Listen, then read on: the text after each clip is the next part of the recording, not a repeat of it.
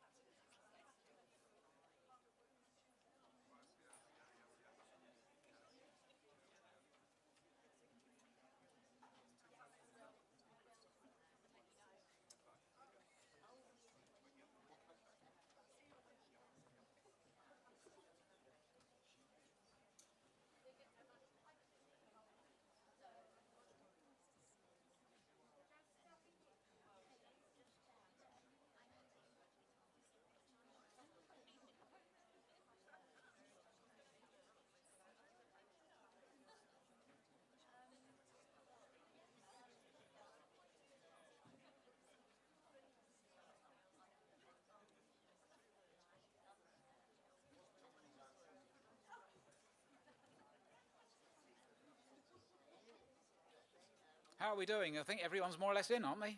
Yeah, looking good? You're very prompt. Well done. Excellent. We usually dither about before the start. This is great. Sets the tone for the day.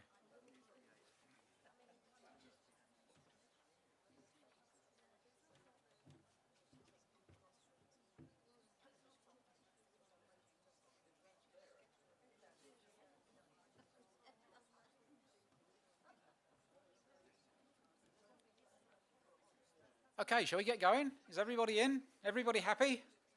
Great. Did you all find somewhere to park? I understand there are some issues in Shoreham today, so I'm hoping we can leave a few gaps at the back for people who are having trouble to park. So welcome, well done for getting here. Okay, we there? Excellent. Okay, welcome everybody. Welcome to the 63rd Annual General Meeting of the Sussex Wildlife Trust. 63rd, that's amazing, isn't it? I think somebody found the first minutes the other day from 1962. That's amazing, isn't it? So welcome to the 63rd. Few housekeeping things before we get going. You know where the exits are. Exit behind you, exit over here in the event of a fire. We'll be gathering outside the front if there is a fire alarm. No fire alarm is planned as far as I know. Excellent. You've probably all found the conveniences just as on the way in.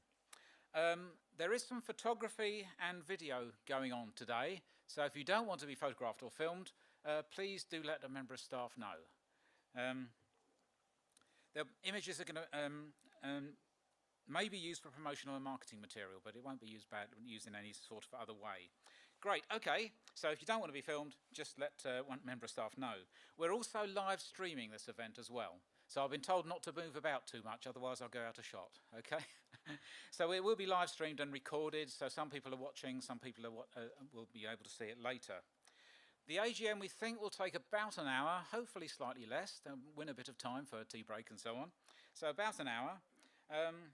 It'll include an address by Nick Pashrika, the chair, and at that point we'll be able to answer questions and things. So any questions about the Wildlife Trust will be after that presentation. We'll then break for lunch. Sorry, there'll be two presentations after the AGM, one by Chris Corrigan, the chair, and the chief executive. I've promoted you already, that's bad news, isn't it? And one by Laura Brook from the Conservation Policy team. That will then have lunch, and there'll be three more presentations after that as well, by Jamie Parsons, I've forgotten who's talking now, Katie and Georgie, so we'll enjoy that later. Good. For those who are watching live streamed, you'll have had a chance to send in proxy votes and questions beforehand. Unfortunately, there's no ability to ask questions live streamed at the time. We have had one question sent in advance. What have I forgotten? That's okay. Good. To make sure the meeting runs smoothly, we've actually made sure that proposers and seconders have notified us in advance. So that should make things run a little bit quicker. Good. We anticipate finishing by about 3:45. If you've highlighted any particular dietary requirements, then you should be able to, if you have a chat with, I think it's Becky, she'll be able to point you to the right direction. I think the lunch is vegetarian, and we have vegan options, for example. Okay, well, to get us going, wow, this has been quite a year for the Wildlife Trust, hasn't it? There's so much going on. I feel a real buzz in the Sussex Wildlife Trust. They've got a refreshed strategy, massively developed staff structure, which is really settling in. You know about the move to the new office, which is incredible. We're still keeping Woods Mill. That's not, the actual nature reserve isn't going anywhere. So loads going on, loads of exciting projects, and I feel a real anxiousness within the staff to get on with some of these things. We're going to hear about a lot of these things later from Chris, Laura, Jamie, Katie, and Georgie. But I just thought I'd raise one thing that sparked my attention, because it could go under the radar with some people, and that is the local nature recovery strategy. I know some people glaze over when you say the word strategy, but I just kind of like strategies anyway. This is good stuff. This is really important stuff. So I thought that was really worth bringing to our attention. Sussex Wildlife Trust has always aimed high when it comes to delivering nature conservation. We've always aimed more than just looking at special sites, for example. Right back at the beginning, the first nature reserve we bought, Amberley Wildbrooks, was a tiny area. And the idea wasn't just to look after that tiny area. The idea then was to get us a foothold over the whole of Amberley Wildbrooks and actually over the whole of the Arun Valley. So right from the start, nature reserves were seen in a really important context. But roll forward to the 1990s, and we had the Vision for the Wildlife of Sussex, which again looked at the whole of the county. How do you get nature conservation across the whole of the county? Biodiversity action plans came along with partners and so on. Then we had living landscapes. Later on we had ecological networks. How do you get an ecological network through the whole of the county? Biodiversity opportunity areas. We developed them in the early 2000s. It looked like somebody had gone mad with a spray gun, trying to work out where the best bits of the wildlife were.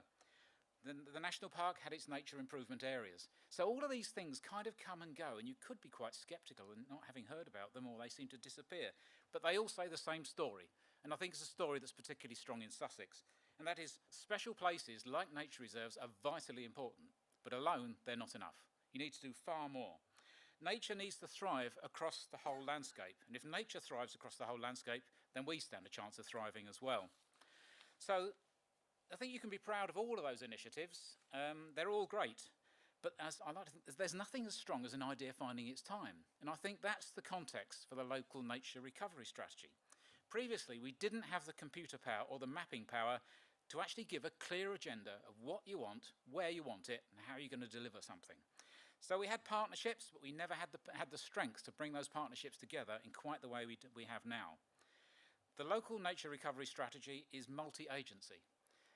Nobody can claim to be a leader, I think, and it's quite good. You can't point to a leader. It's led by the county councils, but they're kind of just chairing it, I suppose. The local nature partnership, which brought it together, I think that's actually chaired by Southern Water. So you've got all these people coming together. It's a huge consultation exercise so far. I think over 2,000 people have been consulted in the preparation of the local nature recovery strategy. We've never had the reach to be able to do that before. It says a lot about the community of organisations of Sussex that we're able to do this and bring this together. So actually, what is it? What is this thing? Well, it's two strategies, one for East Sussex, one for West Strategy. Each one has got 4 volumes. It sets out the context. It's a fantastic description of the ecology of Sussex, and it's a fantastic explanation of some of the threats that it's under. It sets out priorities. After consultation and thought, it sets out priorities. Where should we apply our efforts? And then it goes into the measures that can actually do things. But the most exciting thing I find is the interactive map. You can actually go into a map, which is done by the Biodiversity Record Centre, and work out what's where, what we want to do, and where we want to do it. It's fantastic. So, as we know, nature is degrading on a global scale. We need the knowledge, the actions, the measures, and the outcomes to in real mapped places. We can't be vague anymore. We need to know what we want to do, where we want to do it, so that we, at least in Sussex, can respond to the need for nature restoration in at least our bit of the world. Okay? Now, this is actually the substance. Have you heard of the 30 by 30 campaign? Yeah? 30% of the landscape managed for nature by 2030. My first question is, what about the other 70%? But let's not go there. 30% managed for nature by 2030. It's actually quite a target. It's a government target back in 2020. We're halfway there from 2020 to 2030. We need the agenda for what needs to be done where. This is the agenda. This is the sort of thing we can hold up to government and say, this is what needs to be done. And it needs to be picked up by all authorities that are coming in. You've heard about the new mayors coming on. You've heard about the new unitary authorities. It's not vague anymore. Here's your environmental agenda. This is what we expect you to deliver. Whatever the administrative arrangements in the future, we have an agenda. And that's great. That's something we haven't had before, certainly not in this sort of detail. And it was so easy to produce, wasn't it? Wasn't it, Henry? No, it wasn't. I'm joking. I think the people who produced this are probably in therapy now, laying down in darkened rooms with wet towels on their heads. It was a big piece of work involving lots of people. I think just the Record Centre, the Biodiversity Record Centre, I think they said they put in something like 500 hours of work. And I don't think they had 500 spare hours to put in it, which is incredible. So a lot of work's going on here, and it speaks volumes about how the Sussex Wildlife Trust fits into this as well. The Record Centre set up 30 years ago as an act of faith that one day it'll be really useful. Well, it's certainly really useful, has been for decades. And we also majored on setting up the local nature partnership, when now this has produced that agenda. So that's fantastic. This is not going to be a dusty report that stays on the shelf. This is going to be used. And I think we owe a huge debt of gratitude to the conservation team, to the nature partnership, to the county councils, to all the people that are involved in doing this. Sussex Trust has spent 10 years, more than 10 years, I think, nurturing and supporting the Sussex Local Nature Partnership. We've always known that this is going to be valuable. The production of the local nature recovery strategy is an incredible contribution that so many people and organisations have put together. So I think it's fantastic. Have a look at it. See if you can read through it. And it's the sort of thing you can dip into. You don't have to read 4 volumes from beginning to end, but it's a really good ecological description of our county. However, that's just one part of the progress that the Sussex Wildlife Trust has had this year. I thought I'd pick that out.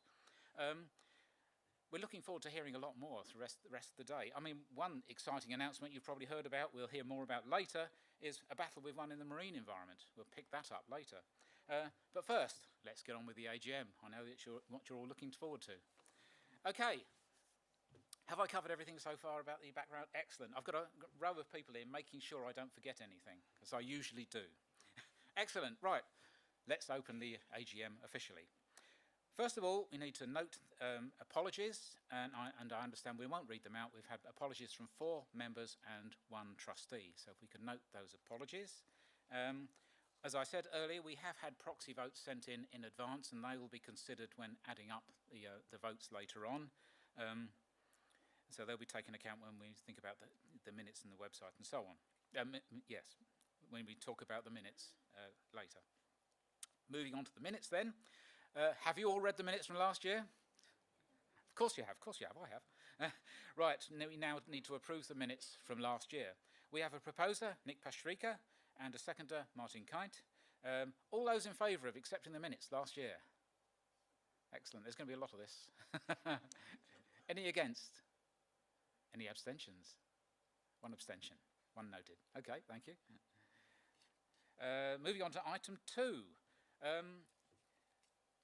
I'd now like to introduce Nick Pastrika, who's going to talk to us about to give us a talk about the financial presentation and also the trustees' report. So probably best now if I hand over to Nick for your discussion on the annual report. Thank you.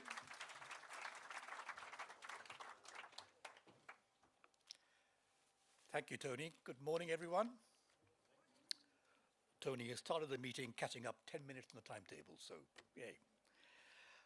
As chair of Sussex Wildlife Trust, I am proud to have the opportunity to reflect on a year of bold actions, inspiring collaborations, and really meaningful progress. This has been our first full year of implementing our Wild Sussex. and that's our ambitious strategy for restoring nature, connecting with communities, and restoring habitats. So what have we achieved together this year?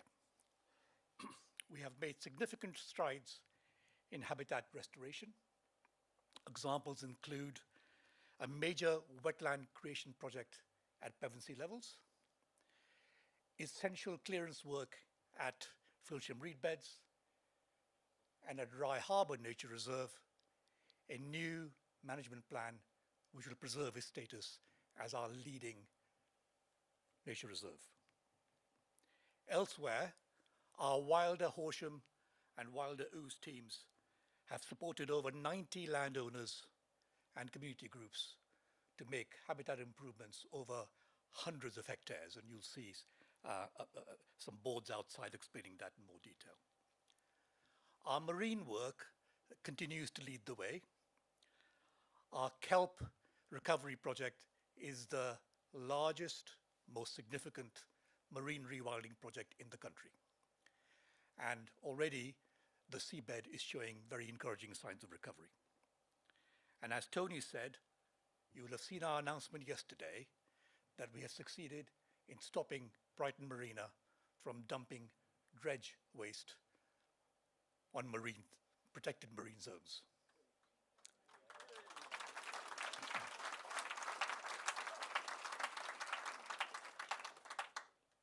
Now, we know this waste has to go somewhere, but it needs to be done in a way that respects that natural environment. So watch this space. This was a really big deal for us. It was achieved by initiating a judicial review. It's not often that Wildlife Trust do judicial reviews. It's our second one. And we succeeded last time, we succeeded this time. It's a really huge achievement. So thank you for the staff that were involved in it. Big thank you. And thank you for our many supporters, including many of our members that supported that whole campaign. Now, these are just a few examples of our work on land and sea. But we know that that's really only part of the story.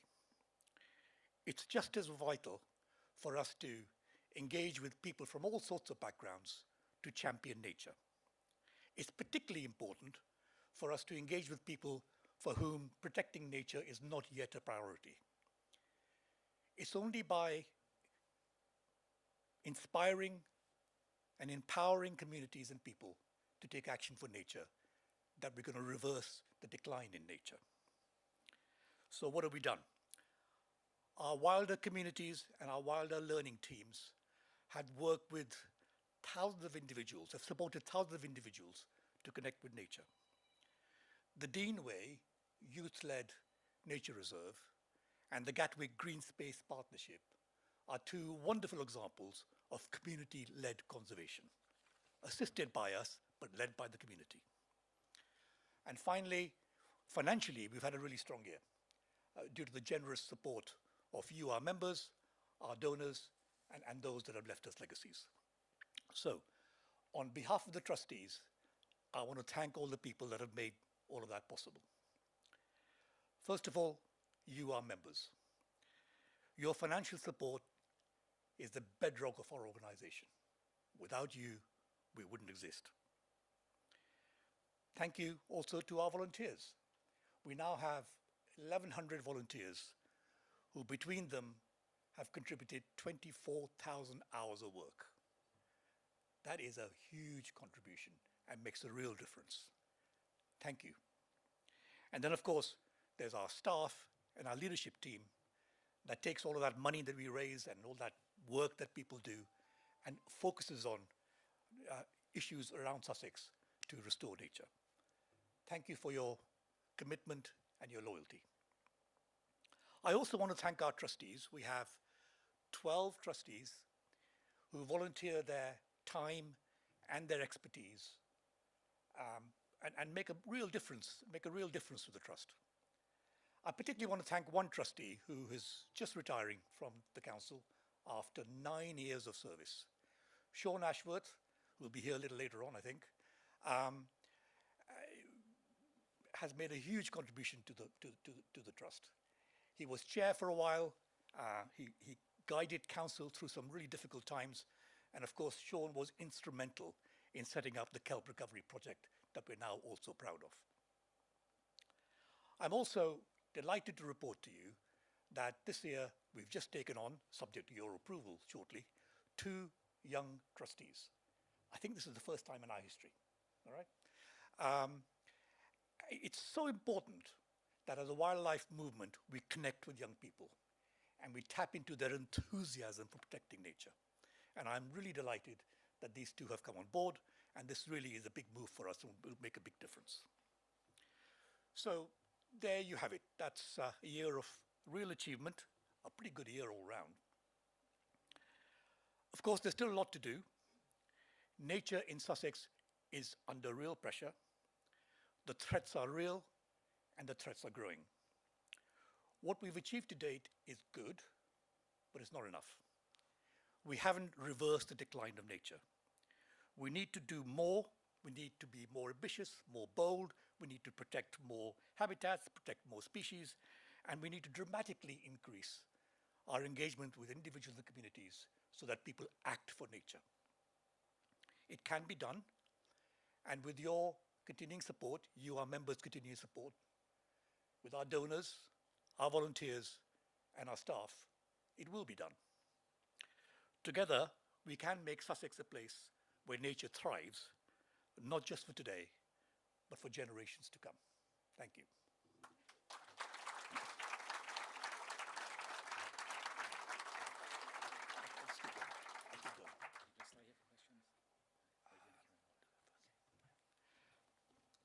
Now, at this point, you would normally have our treasurer, Mark Braithwaite, running you through the finances for the year. Mark is away, so it falls to me. It falls to me if the slide comes up. Do I have to do something?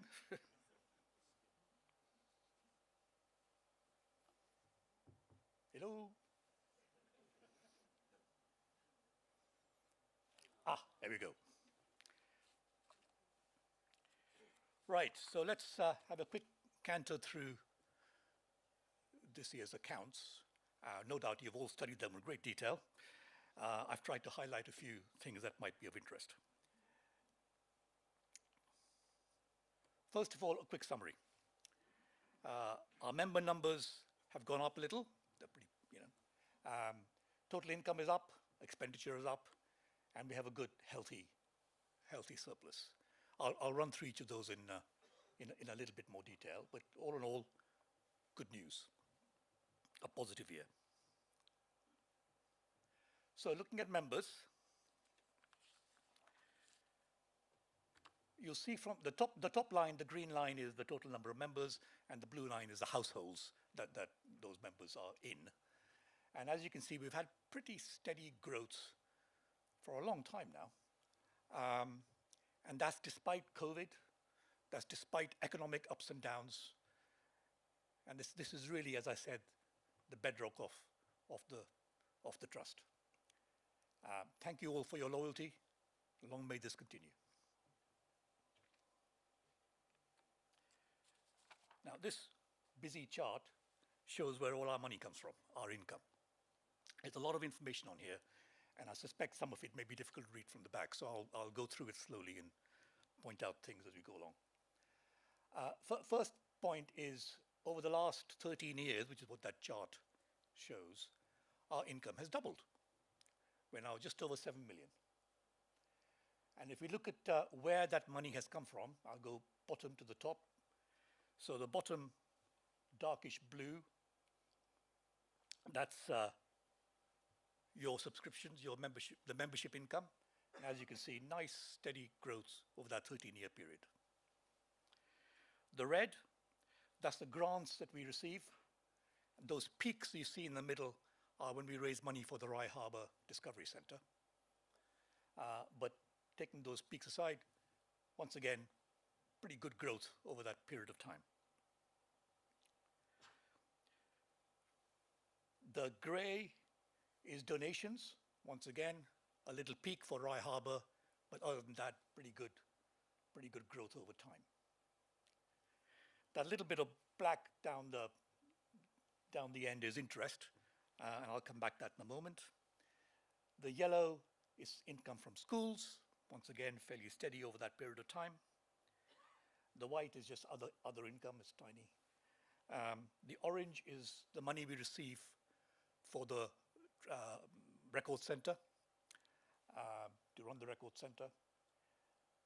That purple is new income, and that is the Rye Harbour Discovery Centre, cafe, retail, all the other sources of income at that place. That's doing really well. The number of visitors at Rye Harbour is increasing nicely, and that's a very successful visitor centre.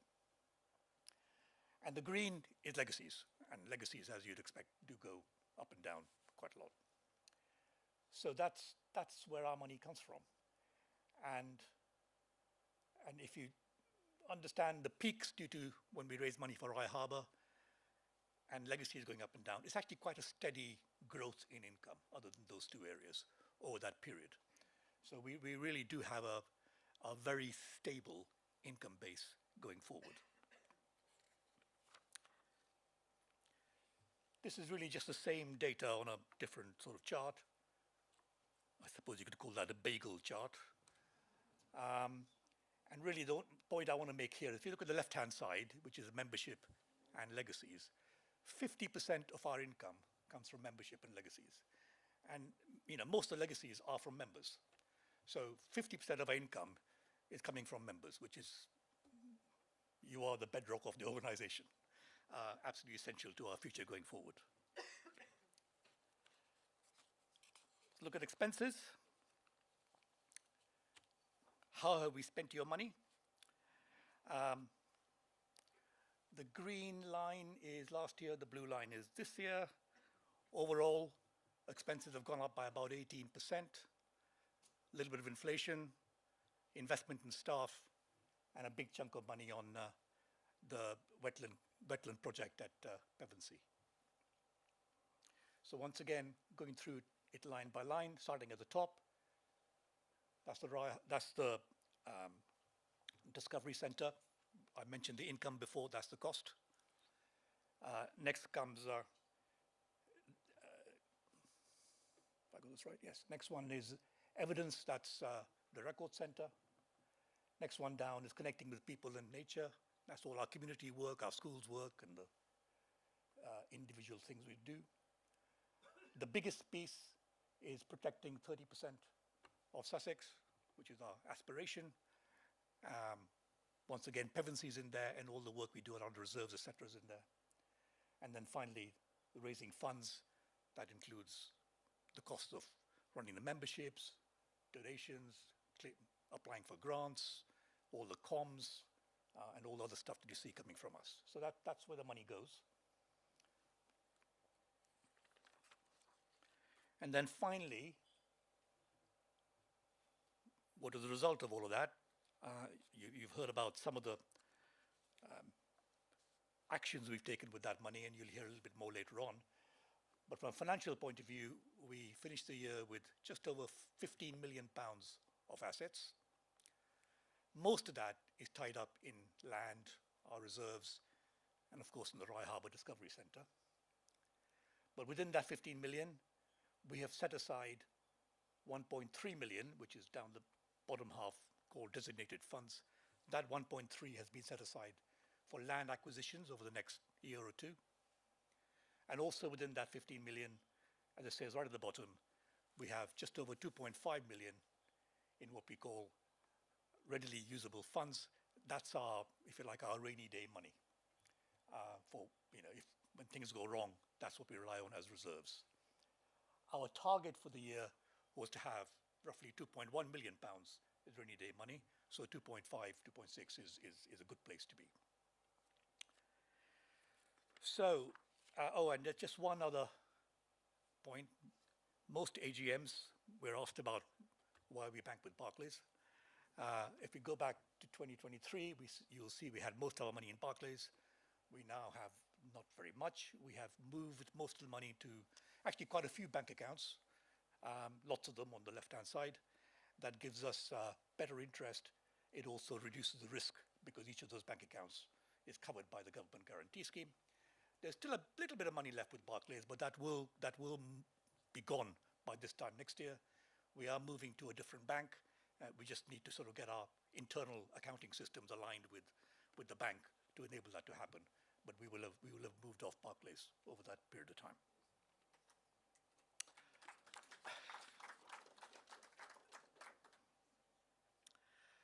Right, so that's been a good year all round. We have a solid financial base, solid and pretty reliable income stream, and ambitious plans for the future. But the threat to nature is growing, as I said earlier. We need to be even bolder and even more ambitious in order to reverse the decline in nature, and all of that takes money. So while we do have a solid financial base today, there is absolutely no room to be complacent, and we need to carry on attracting new members, retain our existing members, and raise new money to fund all the projects that we have in mind. Thank you.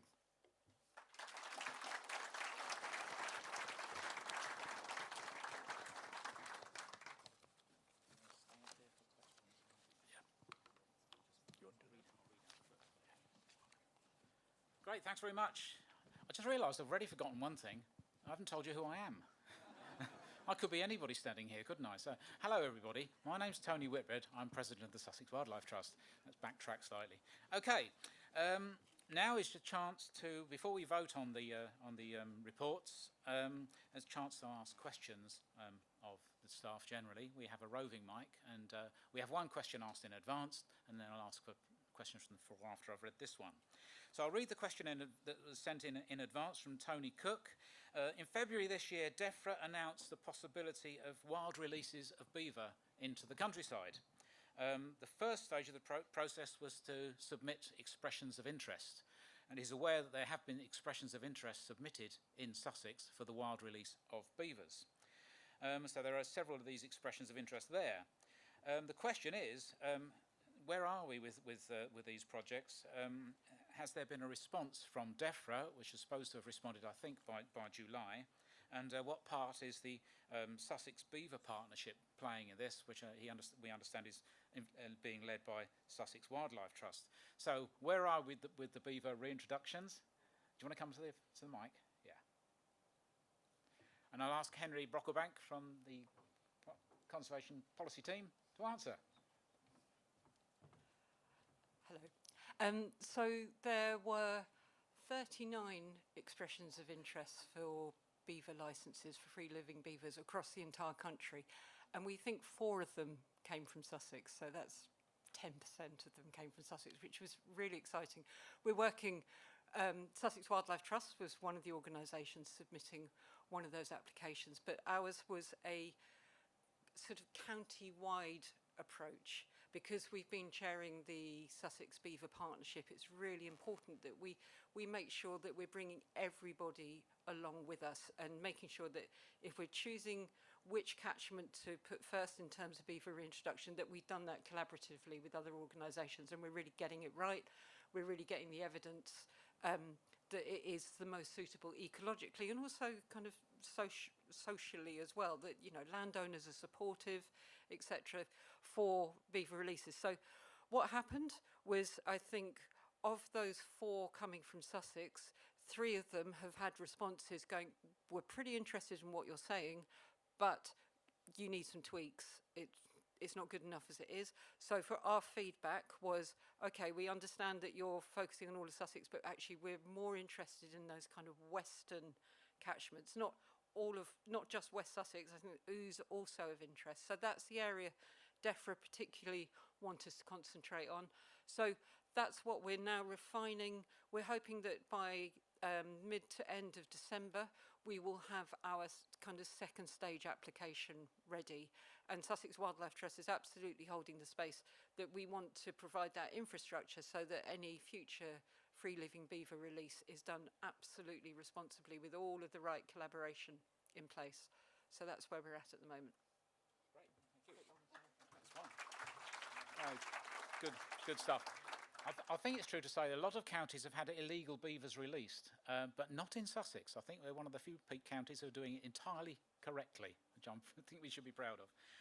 Great. Now, chance to ask questions. There'll probably be several chances through the day because there are some talks later. But now's a good chance to ask Nick or any of the others questions about the accounts, about the report, or anything else we can think of. It's your chance for today. So, any questions? Please, yeah. I think we have a roving mic, do we? One just down here.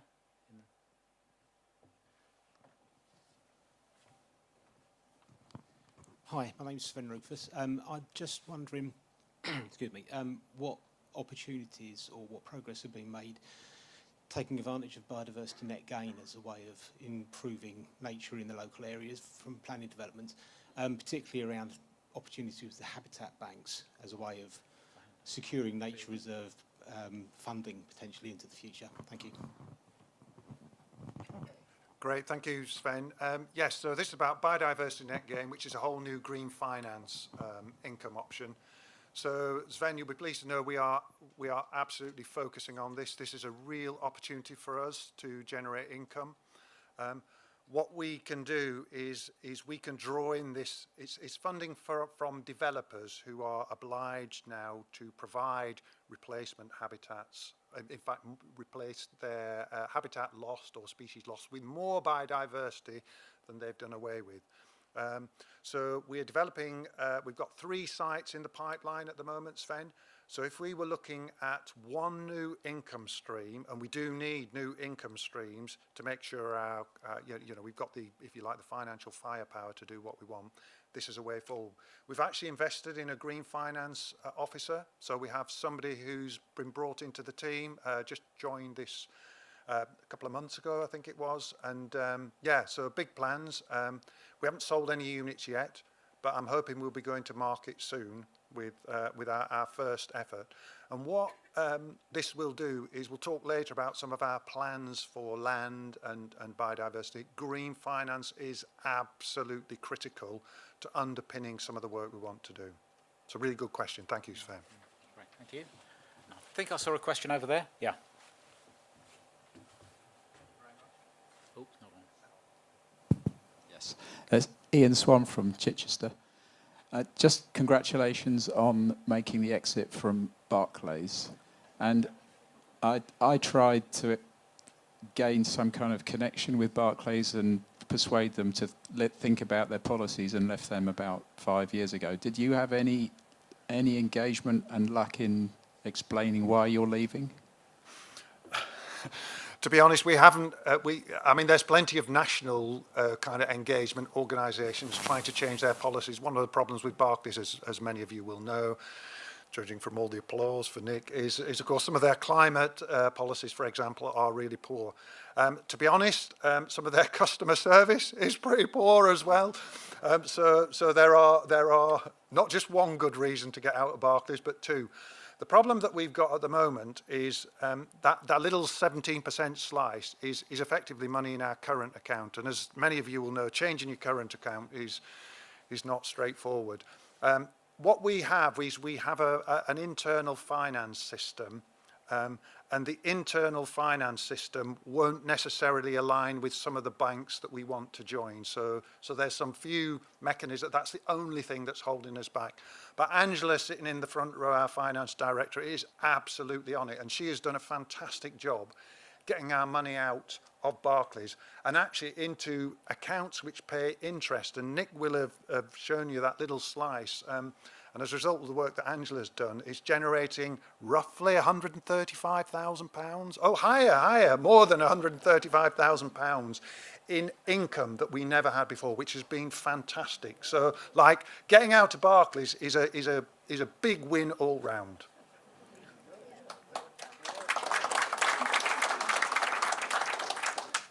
Thank you. There was no implied criticism, and congratulations. I know how difficult it is to move so much money out and all the systems.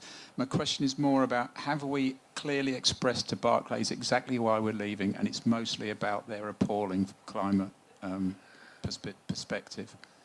We haven't, but that's a really good point, Ian. And Yep. Angela, I mean, can we- on we'll- behalf of the members, I think it would be we'll take that away, and it's Good. a Thank good you. point. Great. Any other questions? One over here, because Jane.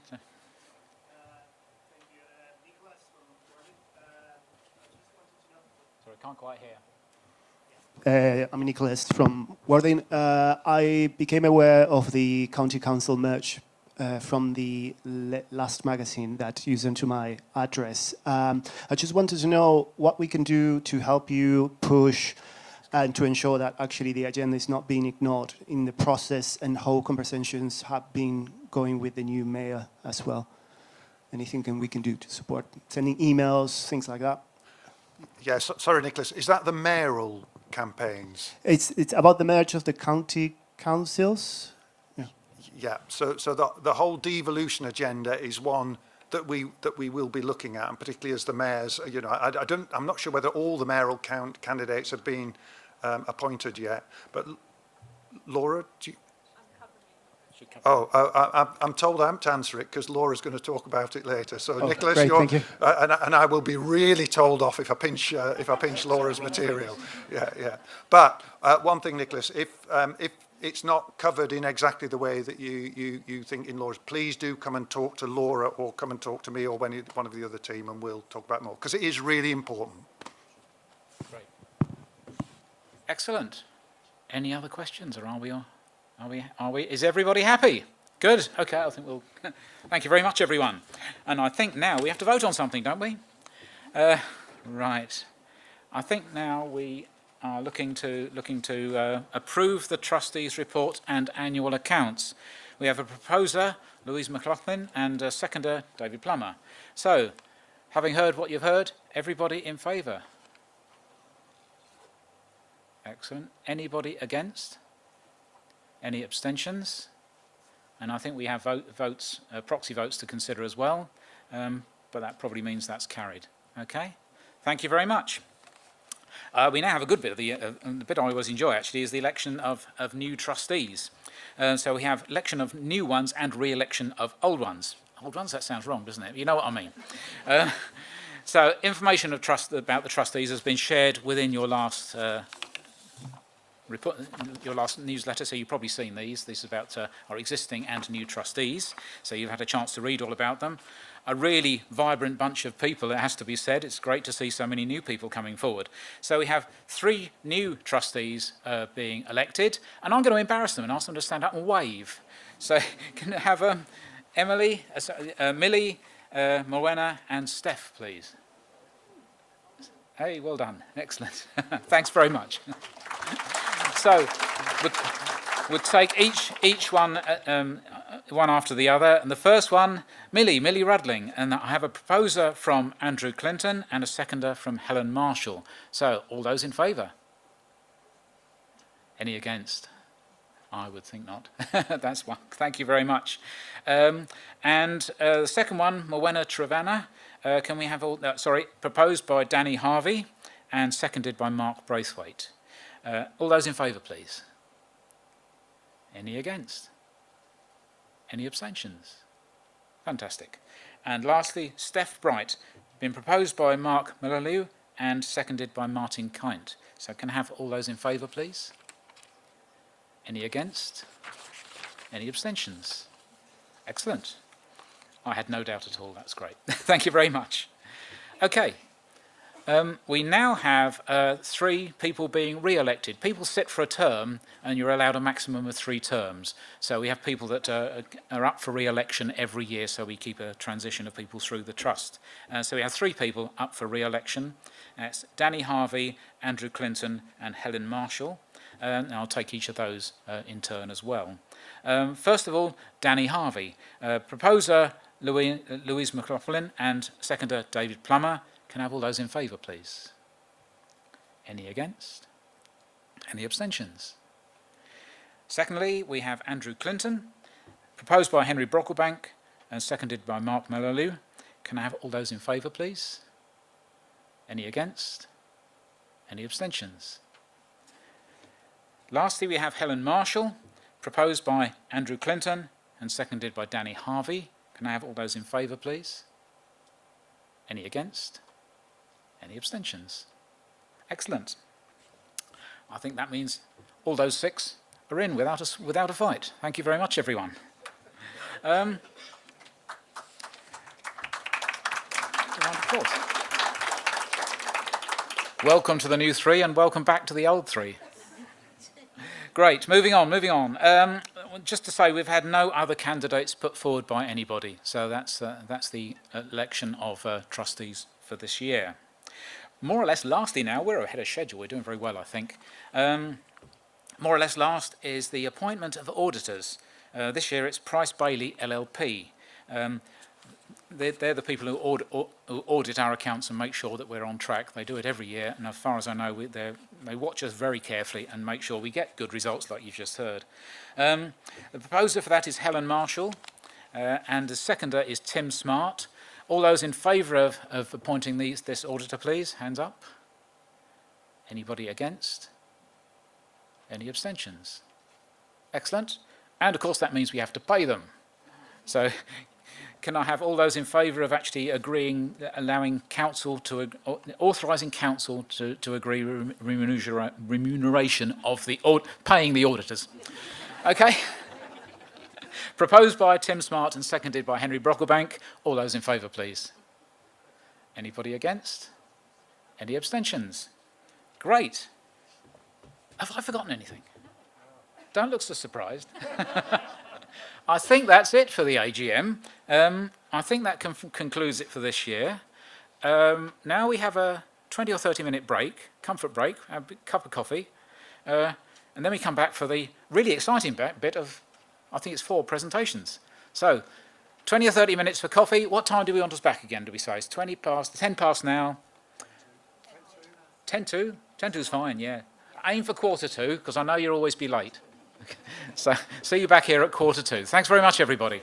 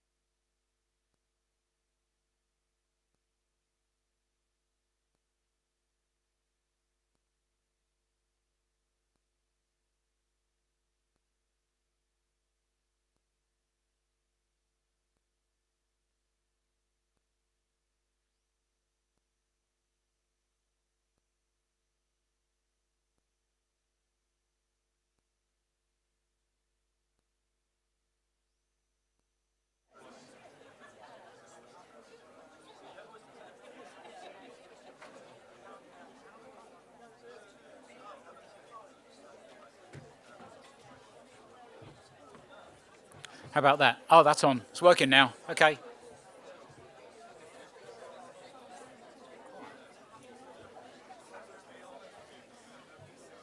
Okay, if you'd like to make your way in, we'll get a start again.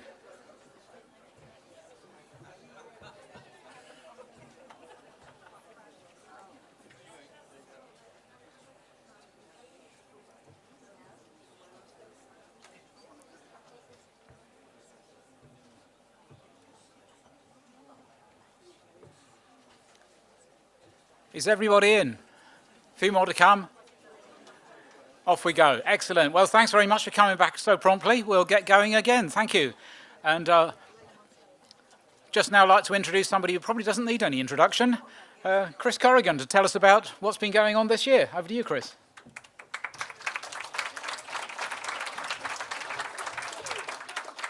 Great, thank you very much, Tony, and welcome everybody, and welcome to those people joining us online too. First of all, I'm really sorry. It's a fantastic day today, glorious weather, and we've made you all see. There will be an investigation as to who's responsible for putting the AGM on this on a day like this, and it won't be happening again. Zoe Smart, I'm holding you responsible. Anyway, and the other good, well, there's some bad news, which is you've got to listen to me droning on for a bit. But then the better news is there's 4 great speakers afterwards, so we should be all right there. Anyway, first of all, then. I'd like to pick up where Nick left off. So Nick talked really about the year that the annual report relates to. What I'm going to do now is just explain a little bit more about some of the things that have been going on this year, but also some of the plans that we've got for next year. And some of them are really exciting.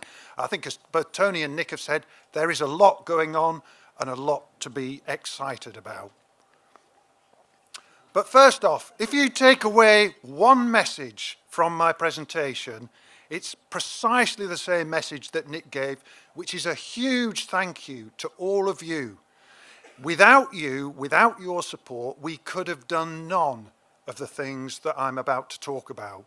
And the support we receive from you, our members, is absolutely phenomenal and fundamental to everything that we do. So please, please, please, do take away that message. That is the one thing that you need to remember from what I'm going to say. So thank you very much for your generous support. And first off, your generous support is more important than ever.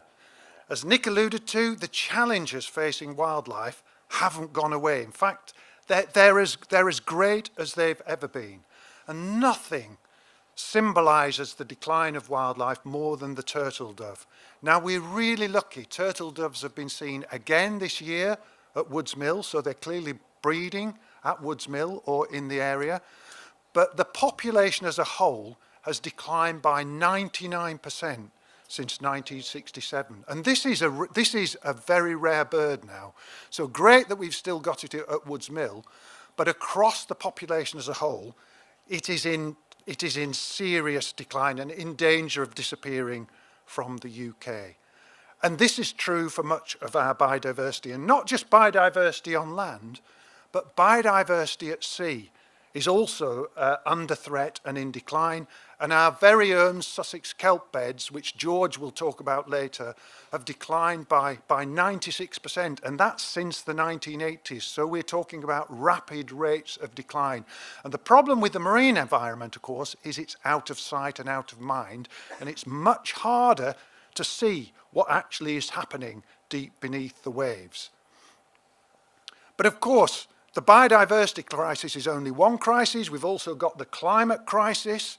So we know that oceans are getting warmer. There are more extreme weather events. Flooding in winter is more frequent, as we've found out. Now Woods Mill, the nature trails at Woods Mill are regularly inundated, as you can see here. And this is just a reflection of some of the extreme weather events that are happening as a consequence of climate change.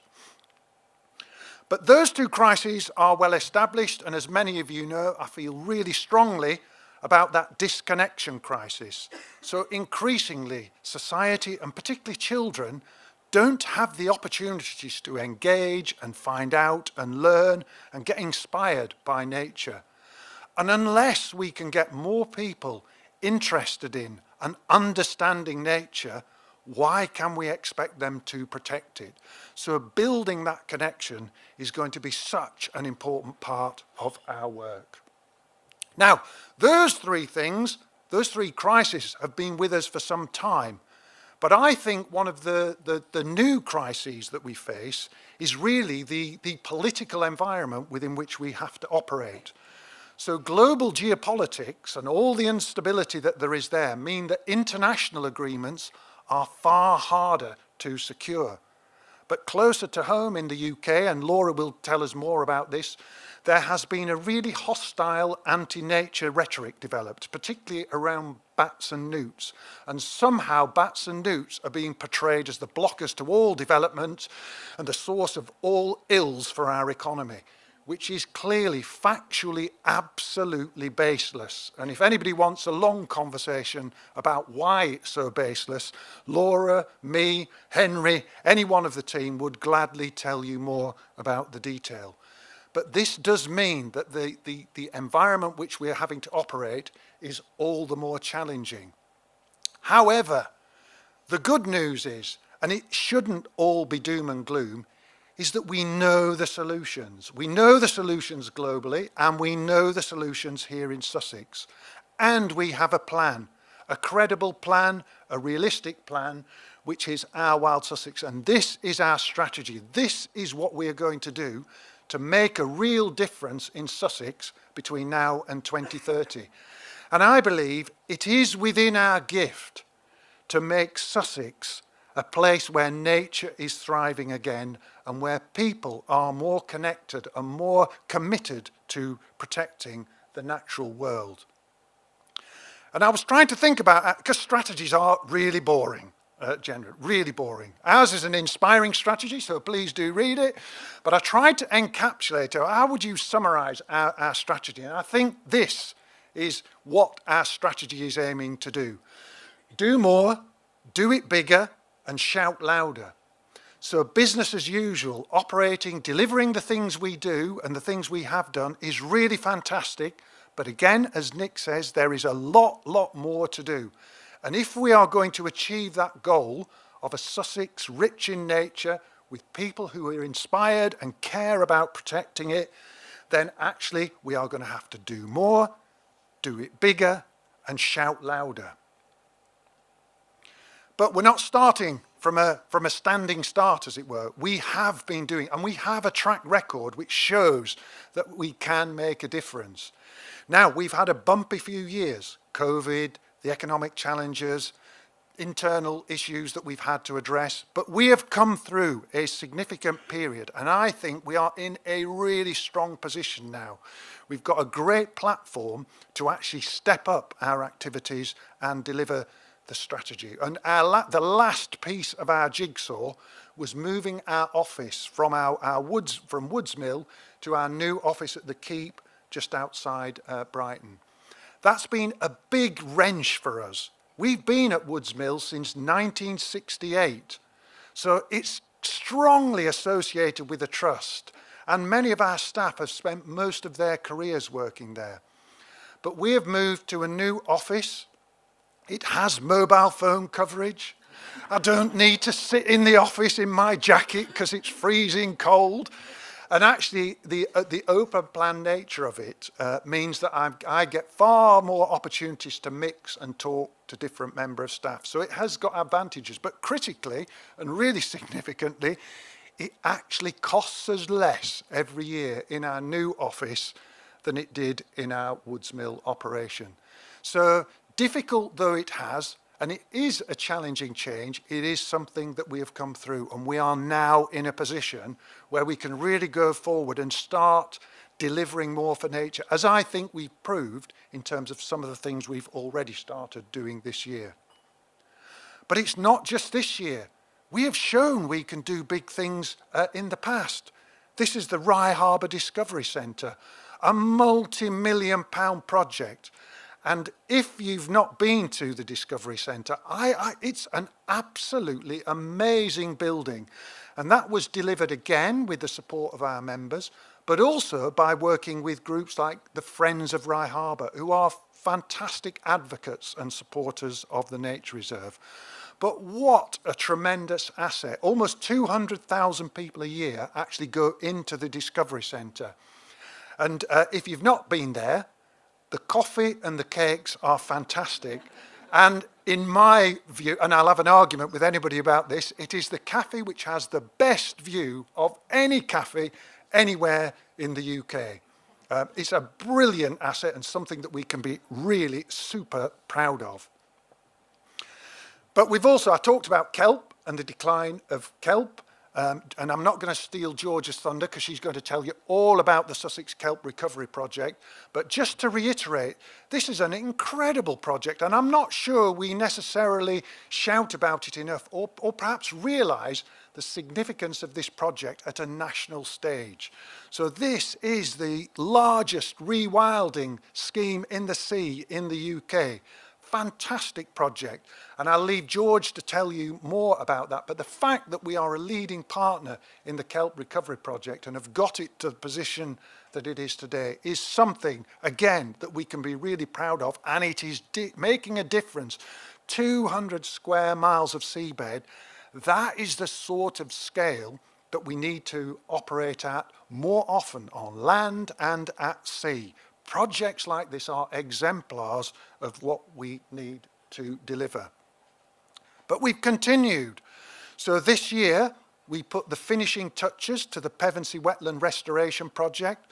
So that's a £500,000 capital project that has increased the wetland features on our Pevensey Levels Nature Reserve, making it better for wildlife, more water, more wildlife, but it also gives it that climate resilience. So we've got more water to help it cope with the hotter, drier summers that we are now experiencing. But of course, we do all this habitat work, and we look at all the different elements of our nature reserve. And I know nature reserves are important to you, our members, so I thought I'd just pick out Rye Harbour. So Rye Harbour is probably our flagship nature reserve, and in many ways it illustrates some of the challenges facing wildlife and the role that nature reserves can play. So this year, cattle egrets bred again for the second time, 4 pairs, nested successfully. And actually, excitingly, great white egrets may have nested too. We are just waiting for some DNA analysis on eggshells which was tell us whether or not great white egrets were successful at the nature reserve. Now, the astonishing thing for me is now at Rye Harbour, and this is a real kind of accolade for the wetland management on our nature reserve, you can see, seen regularly are little egret, cattle egret, great white egret, bittern, spoonbill, grey heron. Now, when I was a boy, a young bird watcher, I would never have dreamed that you would have been able to see that assemblage of herons on a UK nature reserve. The places that held that sort of variety of herons were like the Cota Doñana in southern Spain or the Camargue. But we now have that in Sussex at Rye Harbour. Absolutely fantastic. And that is one of the real successes I think that we can celebrate this year. And similarly, other species, lapwings did really well. Produced a lot of young, and that's the key, the productivity. How many chicks are they producing? And lapwings did well. But in every year, there are good years and bad years, and other waders species like ringed plovers did poorly. And that mixed picture is also true for the terns at Rye Harbour. So we had 300 pairs or thereabouts of common and sandwich terns which nested successfully, which is really, really excellent news. However, the little terns, which are the rarest of our seabirds at Rye Harbour and a site for which it is really important. There are only really 2 populations of little terns in Sussex, one at Rye Harbour, the other one at Pagham Harbour, either end of the county. Unfortunately, little terns had an awful year this year, and although there were birds around early on, no pairs actually nested successfully for reasons which I'm not too clear yet. But one of the things that perhaps this story about little terns illustrated is throughout time, every year, some species will do well, some species will do badly. And it's not necessarily a problem that you have those occasional bad years, but it becomes a problem the smaller and smaller the populations become. And the smaller and smaller the populations, the more and more chance there is of extinction and disappearance. And that's why species recovery on our nature reserves and off our nature reserves is so, so important. Trying to rebuild the populations of some of our most threatened wildlife. Now, obviously the starting point is you try and build the rare species from where they are now. But sometimes we need to give nature a helping hand. There are some species where it's just too far apart from the different sites. And in this case, this year, we reintroduced the wart-biter bush cricket to our Southern and Malling Nature Reserve. It's one of Britain's most threatened insects. There's only 6 sites for it in the UK, so I'm really super proud that we've actually made our site a 7th, and that's been a great collaborative effort with Natural England and with Bug Life. So we'll have to see over the coming years how successful we are with that programme. But we're not going to stop just at the wart biters. Next year, we hope to reintroduce Duke of Burgundy's to our Levin Down Reserve out in the west, just north of Chichester. The Duke of Burgundy has got a fascinating story. It almost disappeared, less than 10 Duke of Burgundys on the South Downs in, I think, 2003. But by a concerted effort by a variety of organisations, that number has built up.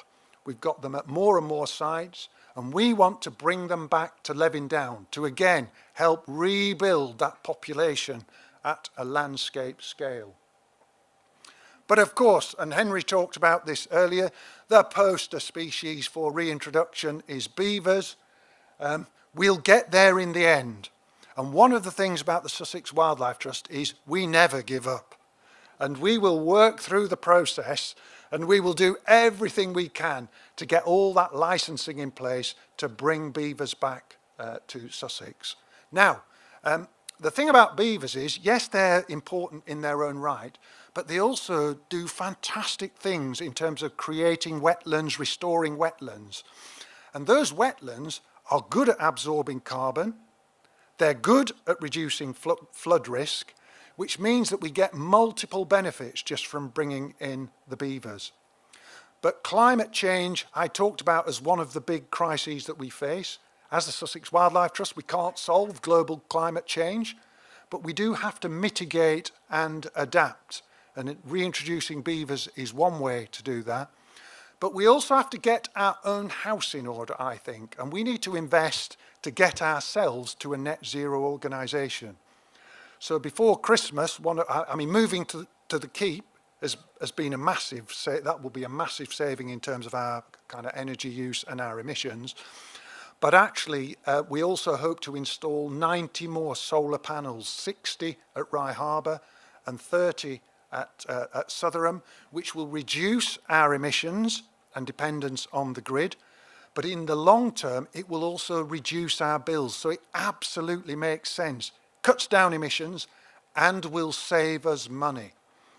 So I'm really looking forward to seeing the day when we get those solar panels installed. Now, I wish I'd known on Thursday what I know today, because this is slide 19 and it would have been slide 1. Nick's talked about it already.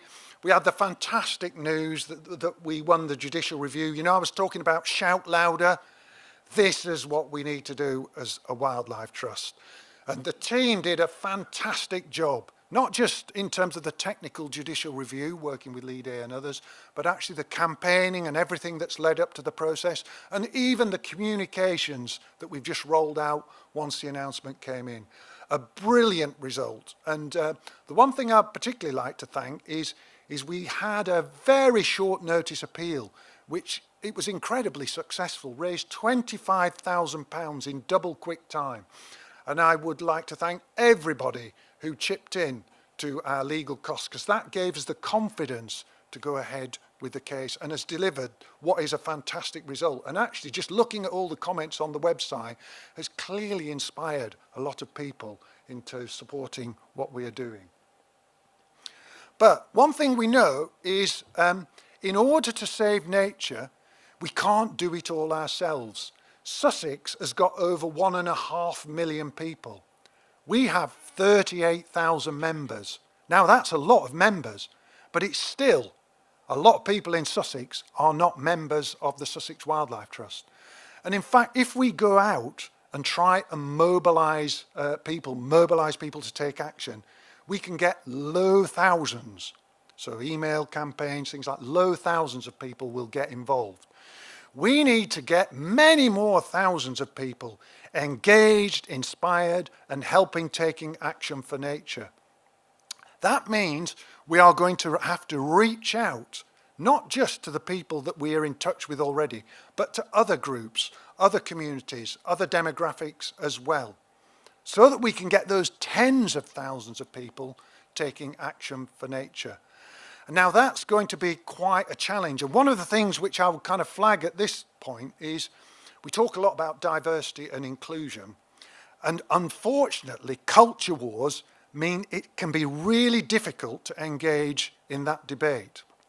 What I want us to do is we need to reach over that. There are many, many people who've got a common interest in wildlife, who will come from different backgrounds, who will have different views.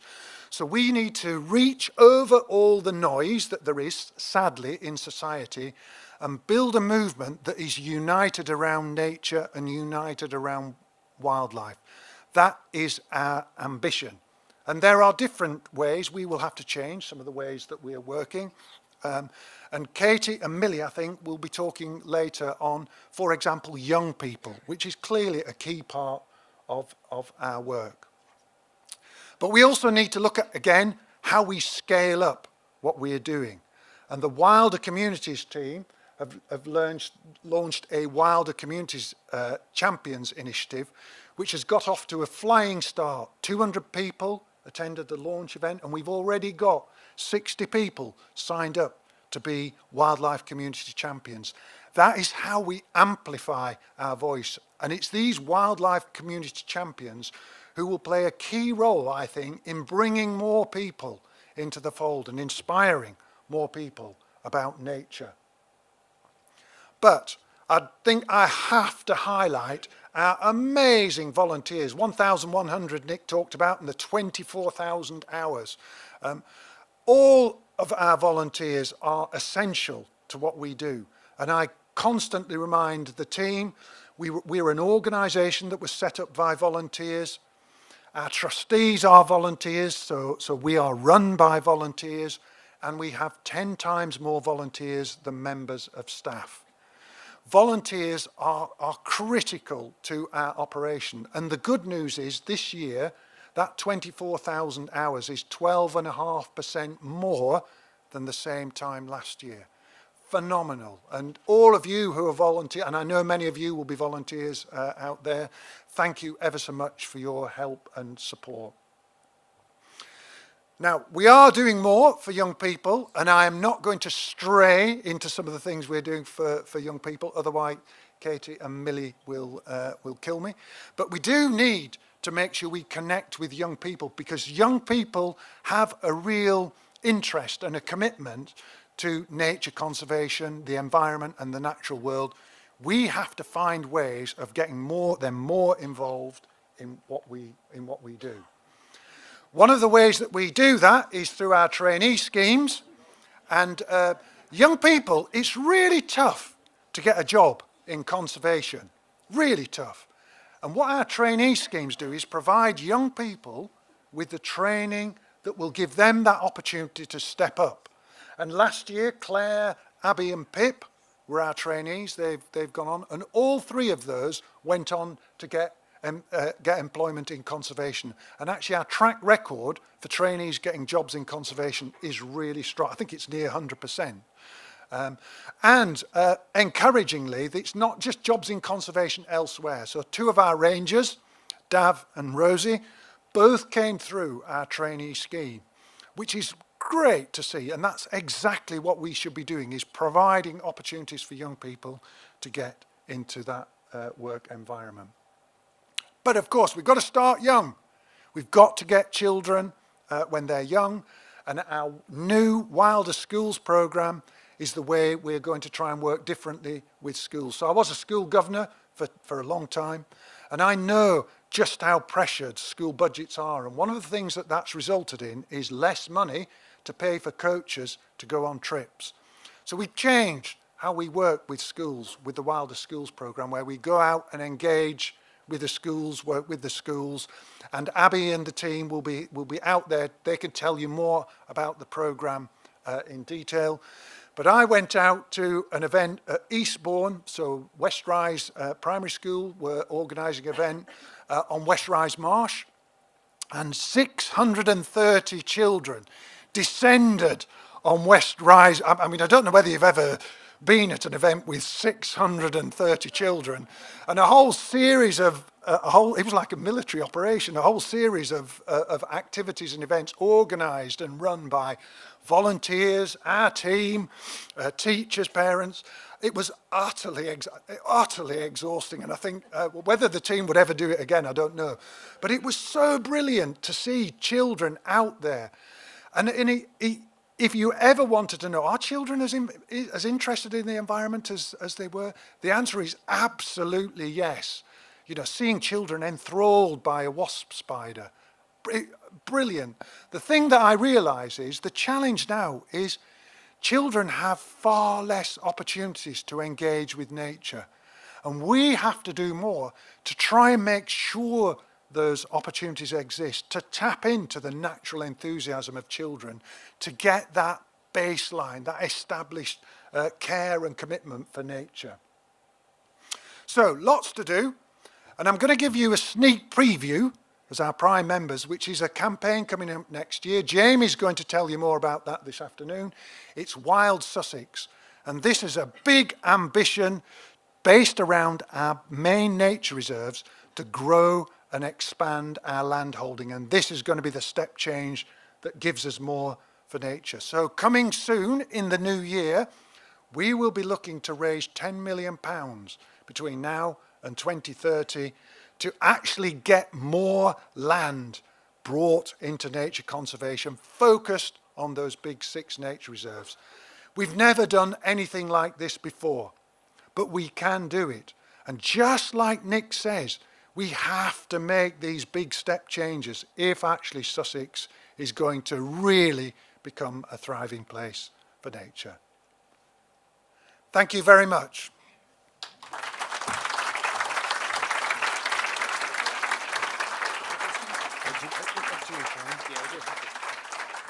Great stuff. Time for a step change, eh? Fantastic news. Time for a couple of questions, then we'll move on to Laura. Any questions for now? There's plenty of time later as well, but let's have an engagement. Was that exciting? Yes. Yeah, I thought so. We've always had big ambition, but I think now we've really got big ambition. Move on. You just want to hear it from Laura, don't you? Okay. Thanks very much, Chris. Excellent stuff. I'd now like to introduce Laura Brook. She's our head of nature recovery, who will be presenting on making every policy count on the path to nature's recovery. So it's making every policy count. That's what she does all day. Over to you, Laura.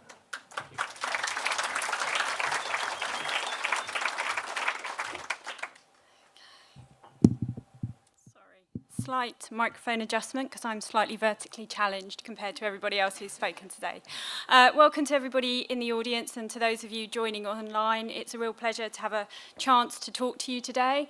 As Tony said, I'm going to talk to you about the policies and their work that we do to help nature recovery. The eagle eyes amongst you will notice I probably flit between policy and legislation, but hopefully we're all heading towards the same place. I hope by the end of the talk today you'll have an appreciation of what the team cover in terms of the breadth and technical expertise in relation to policy and how we really use that to make change towards our strategy. When I put together my presentation, I forgot how big the screen was going to be, so sorry about some of these slides. To put into context for you, I've been here with the Trust for almost 20 years, and the majority of that I have worked as a conservation officer right across Sussex. But with the new strategy that came into place, I had the opportunity to take on a brand new team within the Conservation Department, and we are known as the Nature Recovery Team. For those in my team, I will use any opportunity to get coastal plants into into a picture.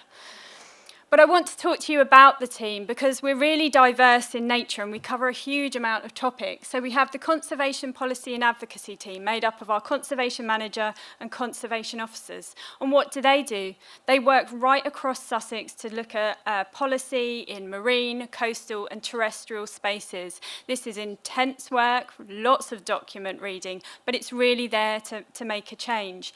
And it's not just change that's happening in Sussex. The unique thing about us as a wildlife trust is we're made up of a number of organisations that also look to lobby and work collectively at a national level.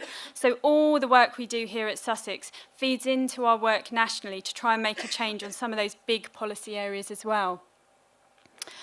Next up, we have our kelp recovery project that we have within the team. So I won't steal George's thunder either, even though there's lots of work that's gone on. But we're a great team here. So is George in the woolly hat there. She is our kelp coordinator. We've got Nikki Oliver, who's our support project officer. And I also wanted to make sure our conservation director, Henry, really had a place in this team, although she's fluid throughout all of our teams, but she plays a huge role in the kelp recovery work, both here at the Trust and within the wider partnership, so I wanted to make sure she was acknowledged in that space. Then we have our wilder projects and our species recovery work within the team. So right there in the middle, we've got Fran Southgate, who's our nature recovery manager. Down here in the corner closest to me is Harriet. She covers our wilder ooze project. That's a catchment-based project that looks to deliver nature recovery right across the ooze catchment. And we work in close collaboration on that project with Lewes District Council and also with Wilden District Council. Next to Harriet is Chrissa, who is our species recovery officer. You've heard a little bit today about the beaver work we've been progressing, and I'll talk a little bit more about that later on. And then over there in the far corner, and very smiley picture, lovely picture, is our Wilder Horsham team. They cover our Wilder Horsham project. This is a geographically based project over the Horsham district. And furthest away from me there is Steve Tillman. In the middle is Rich, and Louisa Jones is closest to me. So that's our Wilder Horsham team. And then through the strategy, which you may be aware about, we've had some questions, we have a new remit as a team as well to look at green finance. So we have just employed the newest member of the team, that's Atticus in the middle there, as our green finance officer. And he brings a completely unique and different skill set to the team, very financially minded, as well as a deep passion for nature recovery. And I also wanted to make sure I mentioned Charlotte Pestel, because she has been really fundamental in us getting our green finance work going. So although strictly she's not a member of the team, she sits within the reserves team, I really want to say thank you to Charlotte for the work she's done this year. So we are a technically diverse team. We cover lots of different things, but we mesh together in a really good way. Lots of people think when you work in nature recovery or you work for the Wildlife Trust that you're always out, boots on the ground, somewhere muddy, or you're a diver in the sea doing something exciting. But actually, as a nature recovery team, we require a whole host of skills. That does require us to read documents, respond to things, spend more hours on a laptop than probably we would want to. But it's really important to us that we use all the tools available for us for nature recovery. And what's really important, although I'm talking to you about policy work today, it's what sits behind that. It's the relationships, it's the collaboration, it's the finding common ground with people so that we can amplify our message. And that's really essential. So we're a technically diverse team, but whatever we do, we're thinking about how we can recover nature. So what drives what we're doing? Well, it's our strategy. And ultimately, with that strategy, we're committed to all areas of it. But there's some key things for us. Restoring and protecting 30% of land and sea. And again, that's where we need to work in collaboration. But it's also in that journey connecting 1 in 4. 1 in 4 includes our decision makers. It includes people involved in our governance processes. So for us as a team, that's just as important. So I'm sure you're all familiar, it's bedtime reading, our strategy for most of you. And we have key areas that we want to work on. But when it comes to policy work and policy influencing nature recovery, it really is a pan-Sussex approach that we take. Some are geographically based, if you find us commenting on local plans. But the reality is, sometimes when we're feeding into big things, that will influence also at a whole Sussex scale and even UK sometimes. So what I really want to do is, we don't often get an opportunity to shine a light. This is quite policy heavy, but I hope you'll come away from it realising the different areas. It's very easy to just think policy is a bland space, but it actually does lead to a lot of nature recovery. So I'm going to talk to you about policy in practice. What does it look like for us at the moment? The emerging policies. Chris has already touched on things about dangerous narratives that are coming forward in the environmental sector. Progressive policy. Good things do happen. It's not always negative around policy. Lots of good things happen. And there's stuff that I'm going to ask you to get involved with today. Right today, here, right now, you can make a difference for nature and policy. So I will say at one point, if you like QR codes, you might want to get your phones ready, but I'll tell you about that in a bit. Okay, so I want to touch a little bit on the marina dredge. I'm hoping all of you have tapped in and heard the excellent news that we have been successful in that campaign. So I'll touch a little bit more detail of what that is. Why did we take on this challenge? But firstly, I would like to say with the Brighton Marina Dredge campaign is we are a nature recovery team. But what I'd be quite keen for people to appreciate and understand is that we're not always just in a space of recovering nature. Unfortunately, we still remain in a place where we have to defend nature. And that is an increasing space that we're seeing. And it's somewhere, ideally, I would love us just to be in a space where we're on common ground and we don't need to defend nature. It's a given that it's fundamental to what we need to move forward, but we remain in this space. And the Brighton Marina Dredge campaign is an example of the need for us to defend nature. So this is a great infographic, great sign of collaboration here between our team and the comms team of trying to make difficult subjects digestible. To put into context, what is the Brighton Marina campaign about?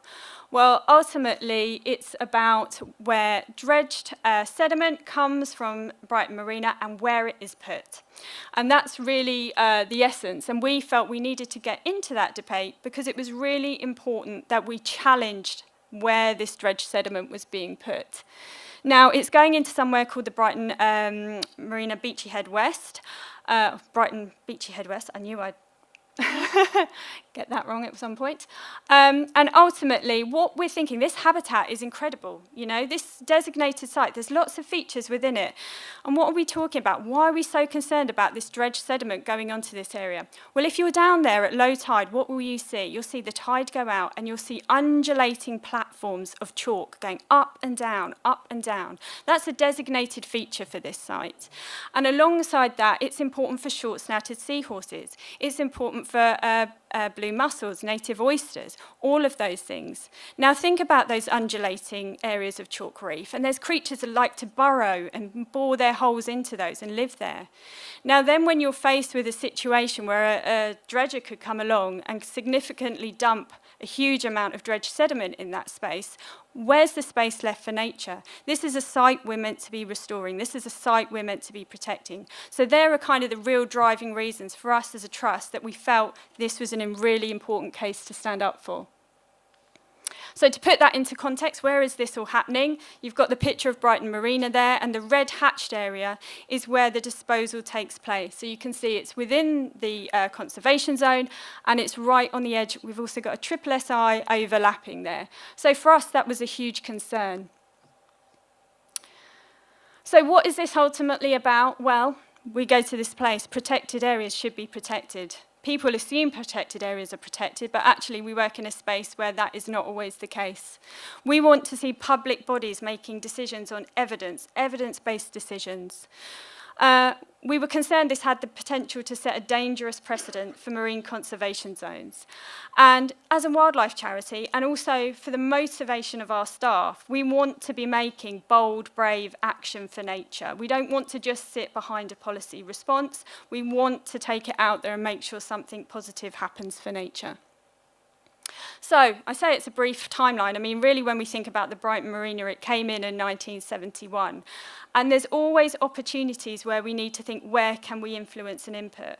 For us as a charity, as a team, we've worked really hard to make sure we are not put into the narrative of being an ENGO that just complains about everything.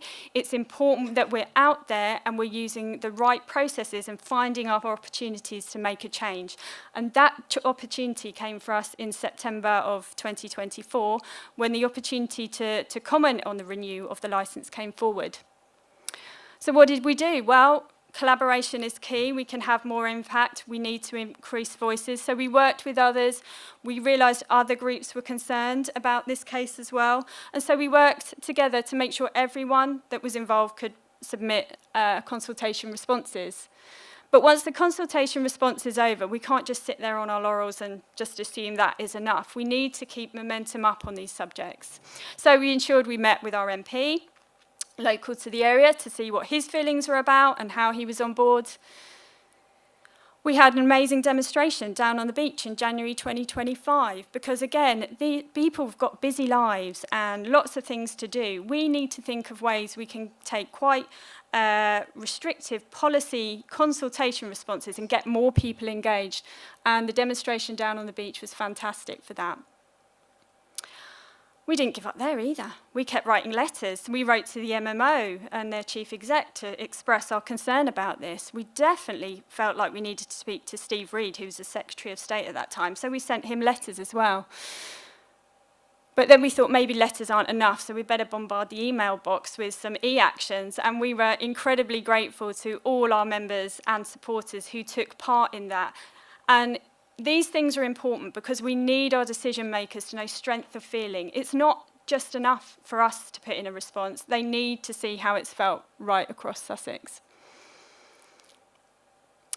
But then we found out, despite our best efforts, the licence was granted by the MMO in May. And there's nothing to put more fire in the belly of a conservation team to see that a decision has been granted, and we're fundamentally concerned that the right policy wasn't followed to uphold that decision. So what did we do?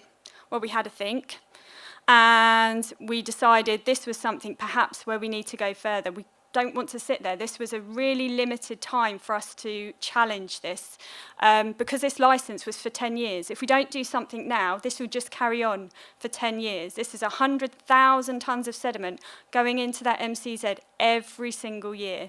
That's 1 million tonnes of dredged sediment in a designated site.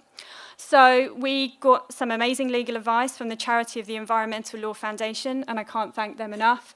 And on all thinking across the trust and recommendations, we decided to apply for a judicial review. Now, as Nick and others have already mentioned, this is not a usual thing for us to do as a trust. It's only the second time we've done it. So it's a huge learning curve as well for us. So some people have asked us, what is a judicial review? Well, it's a challenge, a legal challenge to a public body. And the thing to be aware of, it's about the process by which the decision was made, rather than just the decision itself. And this picture here, it shows you the chalk reef, that undulating platform, the place that we don't want to see that dredged sediment put. So that was our fighting cause. But you have to have grounds. You can't just do it because you feel passionate and you just don't think it's right. You have to have solid grounds to make these challenges. And that's where the technical expertise of the team is really imperative and something I can't thank them enough for. So what were we concerned about? We were concerned that there wasn't an environmental impact assessment supporting this. We were concerned it failed to meet marine policy. We failed to take a precautionary approach, and what do I mean by that? They weren't looking to avoid harm in the first instance, and we didn't feel there was sufficient evidence for there to be an informed decision. There's lots of features that are important in that MCZ, and we didn't think the evidence in the application supported making an informed decision. And this is really, as I said, it's our second one, but we've received huge internal collaboration on this, not only the support externally, but it's been really great to see how we've come together. There's not one single department or directorate, I should say, within the trust that hasn't played a part in this. We've had great support from our comms and fundraising team. In the world of policy, sometimes it can be really easy, and I may have done it this morning, to get locked into policy wording. We need to make sure our communications are out there and accessible to everyone to know why we feel so passionate passionately about this. So thank you to our comms and our fundraising team for the support in that place. And also we had great press coverage. Sorry, Henry.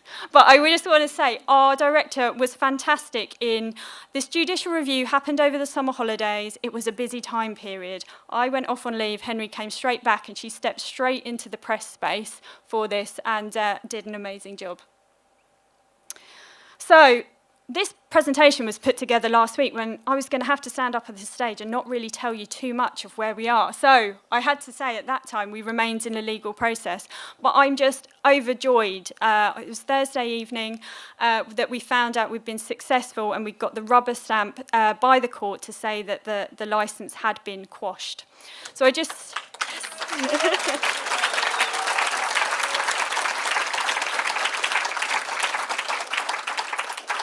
Thank you, that's very lovely. So what does that mean in reality? What does that mean? Well, we can't rest on our laurels again. This doesn't mean it's the end of the process. The thing I'm really keen to make clear is that as a charity, we recognise that Brighton Marina needs to remain operational. They need to clear their channels. We ourselves are users of the marine space and use boats. We recognise the marina needs to operate. So it's important that they do find another location to take the dredged sediment. What we want to see as we go through the review of this process is the right environmental information is informing that decision, and we'll look at options where it goes, and ultimately we're looking for a location for the dredged sediment to sit outside of marine conservation zones or designated sites. So it's fantastic news. So we don't remain in a legal process, but the story is not over. So it's really important the team will be keeping our eyes on what's happening next. As I said, there was great cross-team working, but I can't thank the team enough. More broadly, it was very time intensive, this process. It required a huge amount of attention to detail, from the initial consultation responses right through to the wealth of documents we had to submit for this process. And it took us to have great pace and direction in what we needed to do when. There's tight timelines associated with these things. So there's thanks that I want to take in that process. Thanks to our legal team of the Environmental Law Foundation, Lee Day, but also our barrister, Jessica Allen, for just the knowledge and support that they brought to that process for us. That was really incredible.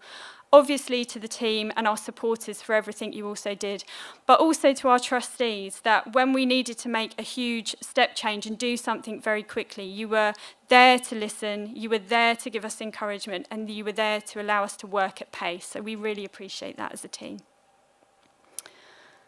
So that is the Brighton Marina Dredge campaign. I'm sure there might be more questions as we go along, but I'm going to take you on to emerging policy now, whether it helps or whether it hinders. So we've touched on briefly, there are lots of changes coming in the planning system. We are trying to deliver 30 by 30, and it's really important to us that we spend time understanding what is coming out through these planning reforms. They're huge. There's so many of them. It's a challenge for us. It's a challenge for our national team to keep pace with these things. But there are lots of things in that space that are happening that we have to. The one at the bottom talks about changes to how decisions can be challenged. We as a team have just challenged through a judicial review, and there's potential changes coming to that process. So it's really important to us we stay alive to what's happening. But I want to touch on just one of those at the moment that's live, the Planning and Infrastructure Bill. This first came out in March of this year for its reading. The bill is the precursor to anything that turns into proper legislation. And really, it was there to streamline or speed up, I should say, planning processes. And this is because there is a huge growth agenda at the moment in the government.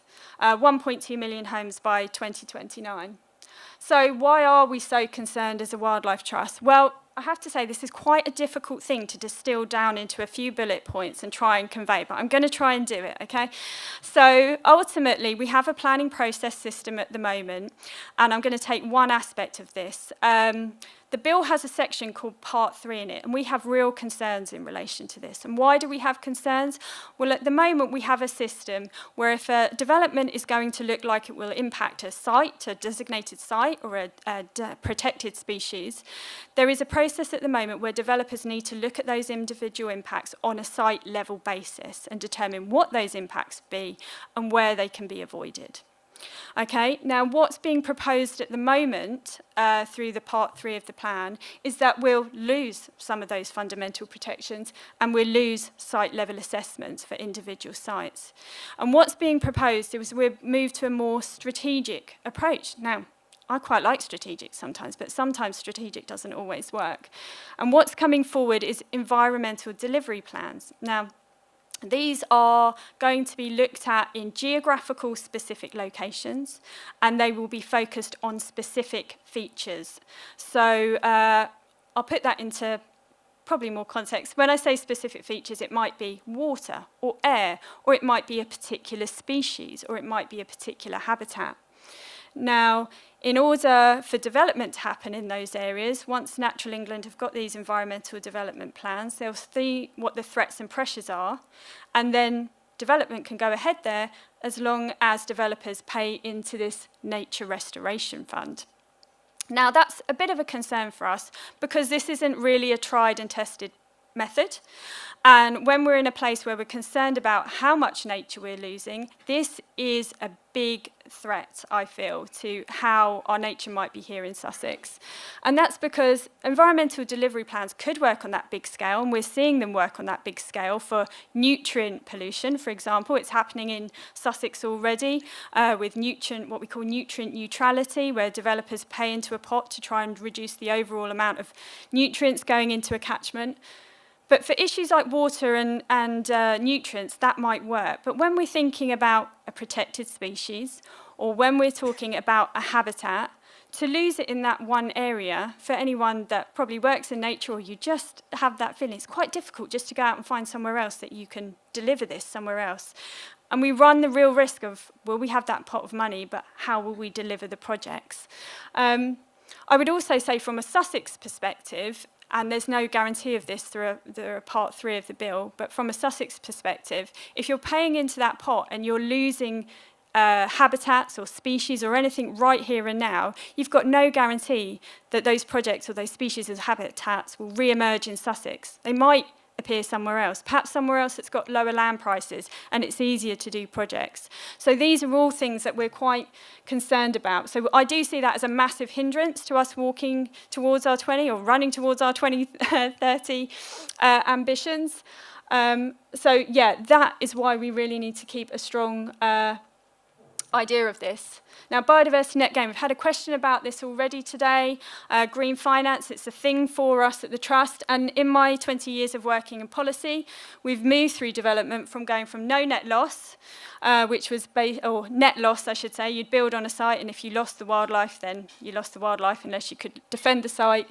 We moved progressively towards no net loss. So if there was development, you could make sure it goes ahead as long as you didn't lose any overall. And then we move more progressively in 2021 through the Environment Act to something called net gain. And that's where you have to leave a site in measurably better situation than when you started. Sounds good, doesn't it? And it has the potential to be great. I mean, I could probably do a whole presentation just on this topic, but it's currently a legal requirement for developers, and it can either happen on big sites or small sites. But then earlier this year, we found out the government said, actually, small sites, we think we might knock that out. We're going to run a consultation, and perhaps you won't need to deliver biodiversity net gain on small sites. And when we talk about small sites, it's 1 hectare, it's a football pitch. So that's urban infill, that's on the edge of villages. That might be a playing field that comes up for development. They're not huge sites, but there's plenty of them. And why is that a concern here? Well, the biodiversity net gain has the opportunity to deliver nature recovery, if done well, at scale, in places. But ultimately, also here in Sussex, there aren't many places for huge developments. There are huge developments going in, but the majority of our development comes through small sites. So if you knock biodiversity net gain out of delivery for those small sites, you lose a lot of potential for money to go towards positive nature recovery. And when we think about that on an England scale, that's 80% of BNG transactions could go.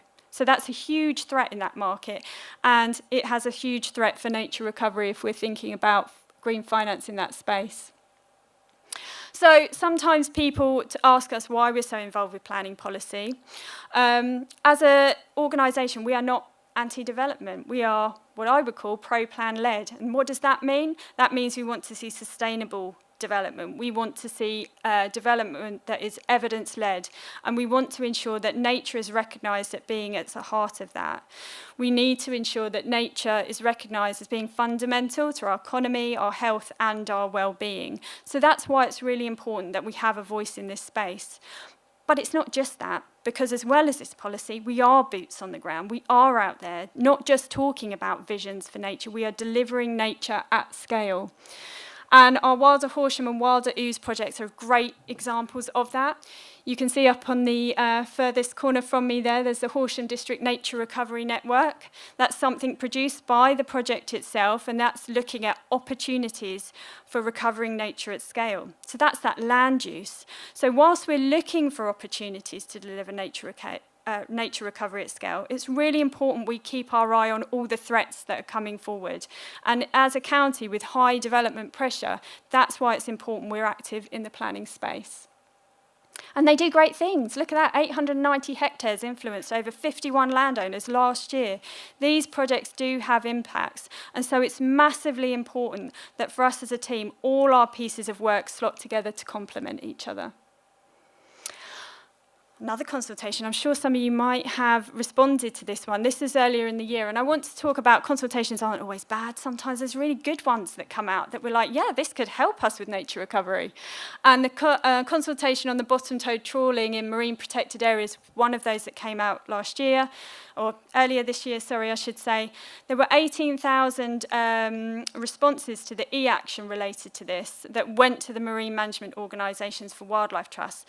We were the top performing wildlife trust with over 2,000 responses from Sussex. That's 3% of the overall consultation responses that went in from the Wildlife Trust. And that's immense. And that shows us how that connection out to our members to express this kind of information is really important.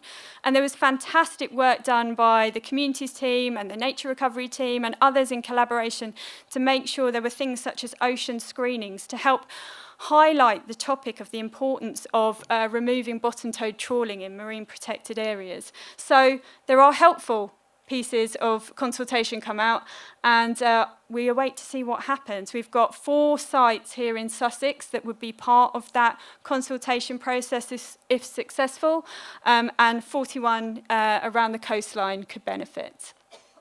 So help or hinder.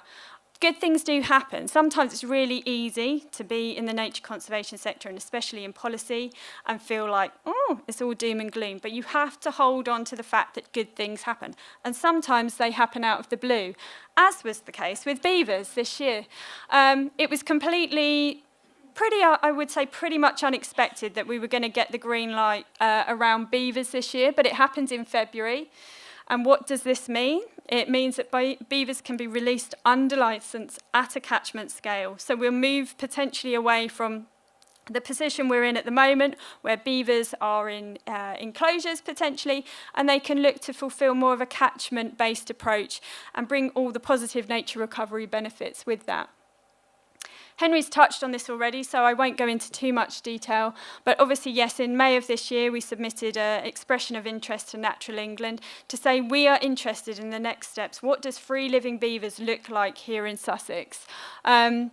Again, that collaboration is key, and if you were here last year at the AGM, you will have noticed Matt Phelps' talk, and he spoke about the disconnection of people historically to wildlife, and that is a big thing for us as well around beavers. So I think it's important that we look at it on the ecological and the social and the economic feasibility of beavers coming back into the landscape, but recognise there is a huge amount we need to communicate around that. So I've got great hopes that things will happen, and who knows what we'll be standing up here and telling you about beavers in the next 12 months. Hopefully something very exciting. And yes, also things happen in the marine space, not specifically this year, but it supports our nature recovery work. And this was the nearshore trawling bylaw that came in 2021. George will talk about the amazing impacts that's had for nature recovery. But in a time where it can feel a bit overwhelming, I think it's really important that we hold on to the positives that are coming forward in the policy space. So good things happen. And now there's lots of opportunities for nature recovery. This is where you might want to get your phone ready if you like a QR code, but no pressure. So, what next? Well, the world of consultations could look quite dull, but that's where we need to come into it as a wildlife trust, as our supporters, as people who are passionate about wildlife, and start putting some colour and nature into these processes. So we've got devolution and reorganisation. And we could bury our head about this if we were an organisation, if we want to, but it will hit us lots of ways, and things we need to think about organisationally as a charity, but also from a nature recovery perspective. So we've got elections for new mayor that will be coming in May 2026. I think it's either the 6th or the 7th of May, but I can't quite remember at this point. And we're not really sure entirely what it's going to look like. It's all emerging. We were one of the counties that were fast-tracked alongside Hampshire alongside us, but we do know there's likely to be 7 commissioners that support that mayor, and one of them is going to have a remit for nature, or the environment and climate, I should say. So what can we do? I think it's really important we get nature high on the agenda there.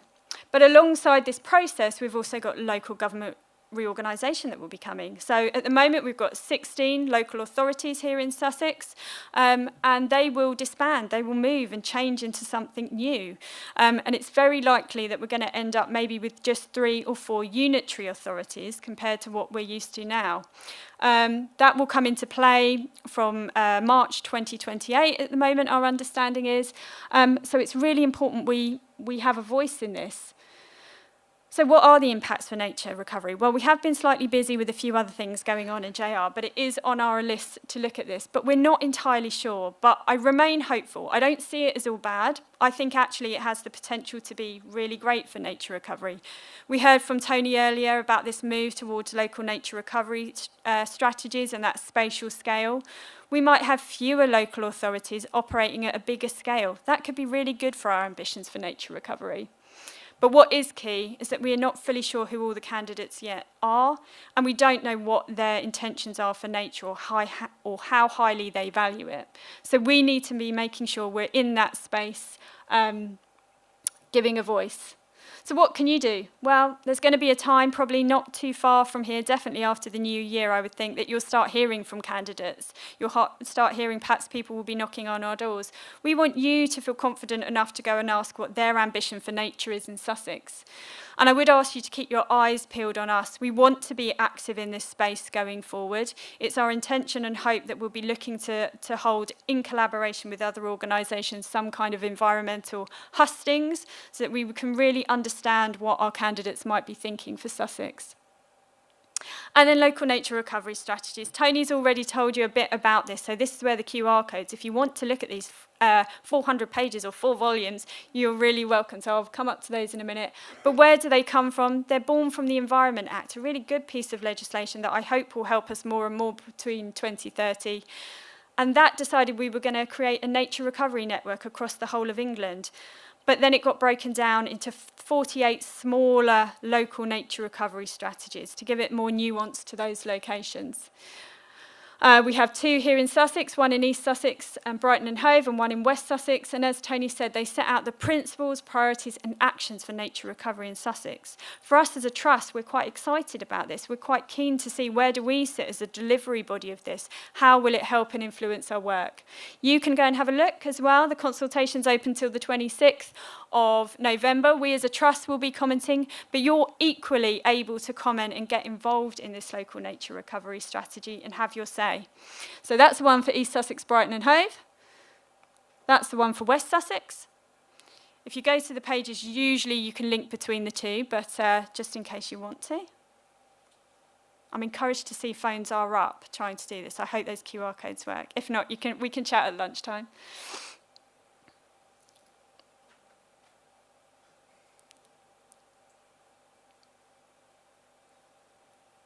Great. And the thing I would probably like to leave you for on action is something you can do this weekend. You might be able to do it from your mobile phone now if you head to our website. I would like to ask you, this is our last chance for those planning reforms. I talked to you earlier about those environmental delivery plans and how concerned we were for their delivery of species and habitats here in Sussex.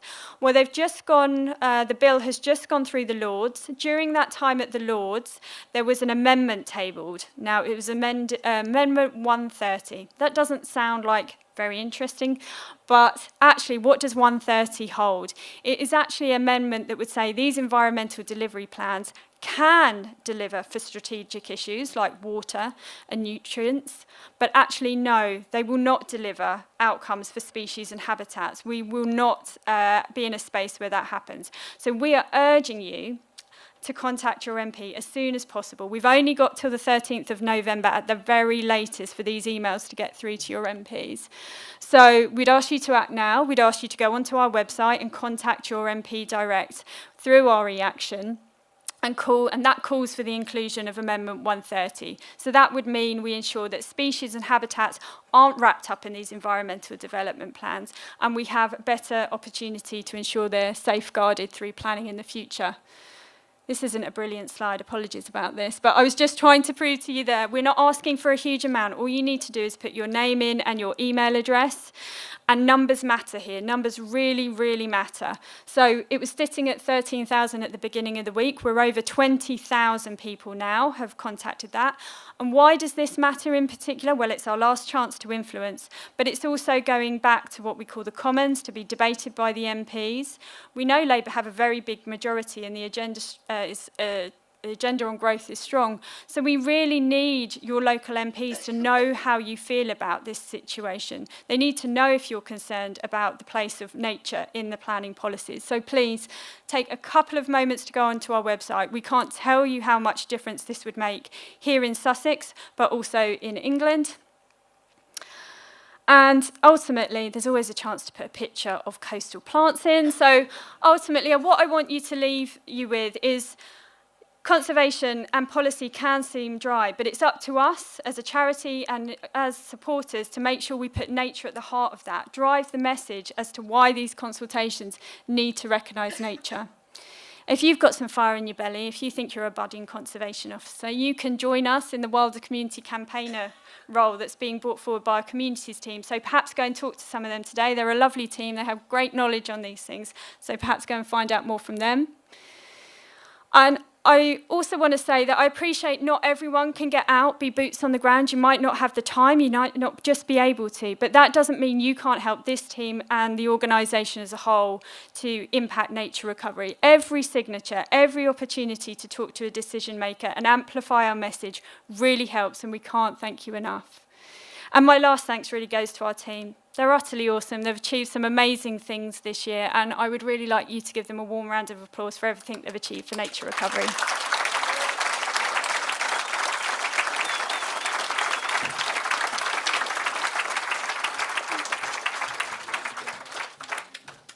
Wow. Are you proud of your nature recovery team? Yeah.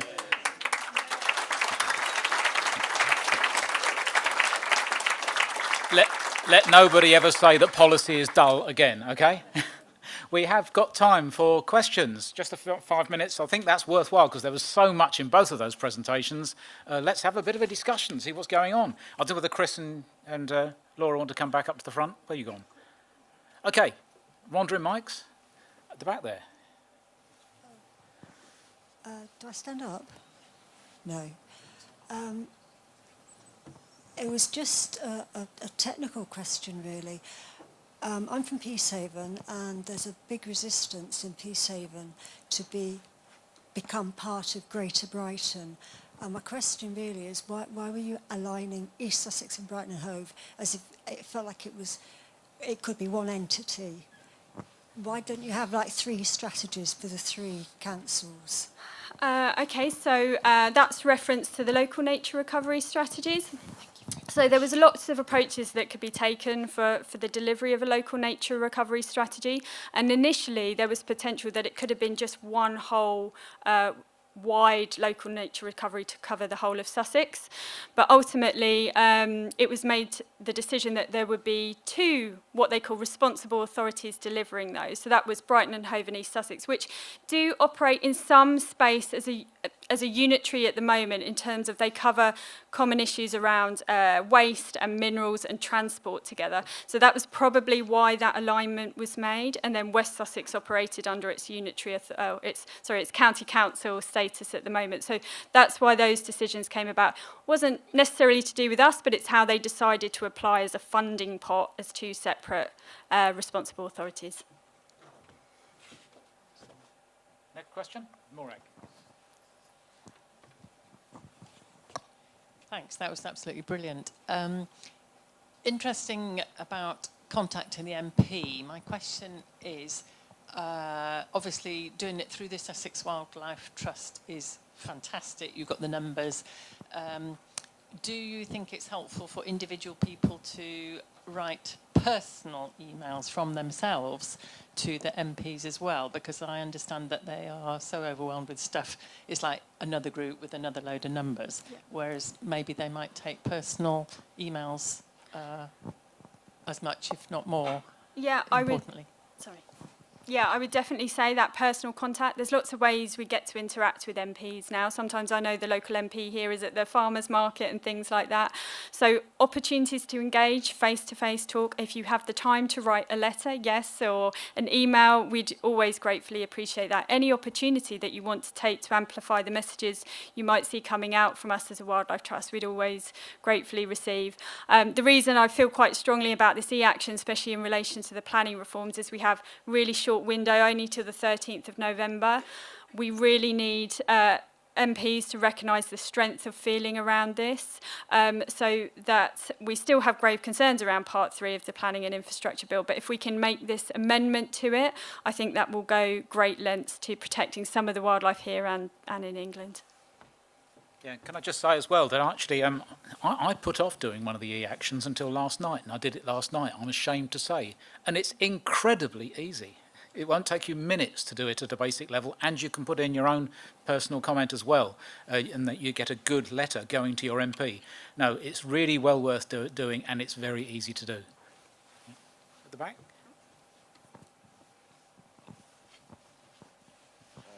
Tony Wither from Hurstpier Point. Just following up on that point, I did the email signature a few days ago, wrote to my MP. She wrote back personally within a few days, and I can pass on her response because she's a Liberal Democrat, and they were the sponsors of the amendment in the House of Lords. So that, as a political party, are very, very for that sort of thing. But the one thing I want to point out is I had the email request as well from the RSPB and other groups as well. So I wondered why, we shouldn't be working on a thing which is so nationally important, why we, should be not coordinating our approach as well.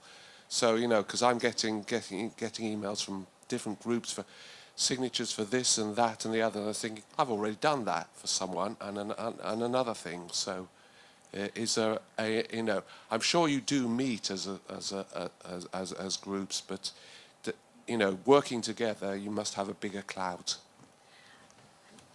I appreciate. Apologies if you received multiple emails on this topic. I suppose the one thing I would say in relation to that, it shows the urgency all of us as the NGO sector are feeling in relation to this. And the thing about it, it's quite fast moving, and there's been lots of amendments coming out. Just to keep our heads around exactly what's coming out has been quite a challenge. So yeah, we do have collaboration through Wildlife and Countryside Link as a number of organisations, but I think people are members of different organisations, not always members of all of them. So I think that's why, because of the urgency in relation to this message in particular, we've just felt it's really important to get out to as many people as possible. So thank you for signing the e-action. Apologies if you felt like you've been pummeled by the sector of needing your signature, but I can't tell you what a difference it will make. But a very good point and something I'll take away. Great. Other questions? You're all wanting your dinner, aren't you? Any other final questions? It is just about 1 o'clock, so we're bang on time. That's the first, isn't it? Any other questions, or shall we break for lunch? Brilliant. I think we come back 2 o'clock. Is that right? 2 o'clock. Back here at 2 o'clock, and not a minute later for the other interesting talks. Thank you very much, everyone.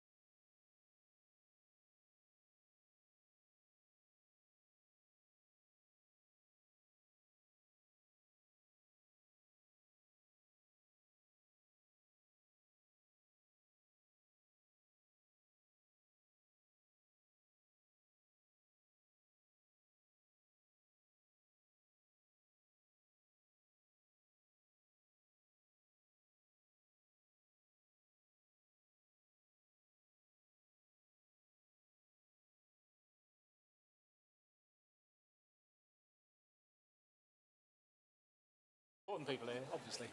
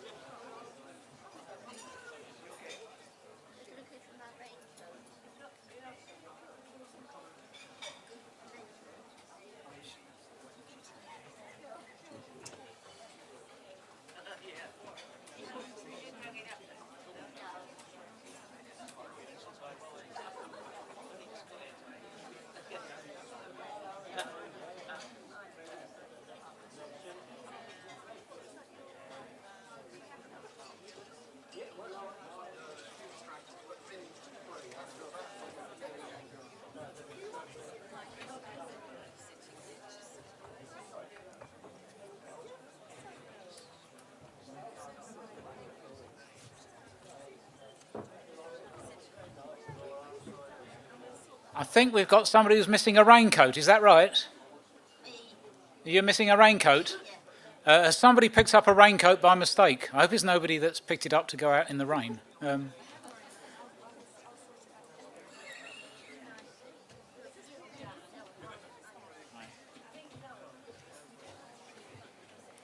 Okay, are we all back in now? Excellent. Have a good lunch. Not a bad spread, was it? Excellent. Right, if we're all back in again, welcome to the second half. Got a fascinating set of three talks for you today, and we're starting off this afternoon, with Katie Bell, who's our Youth Action Officer, and she'll be presenting on youth action at Sussex Wildlife Trust. And I think you're starting with a little video, aren't you? So hand over to Katie. Thank you very much, Katie.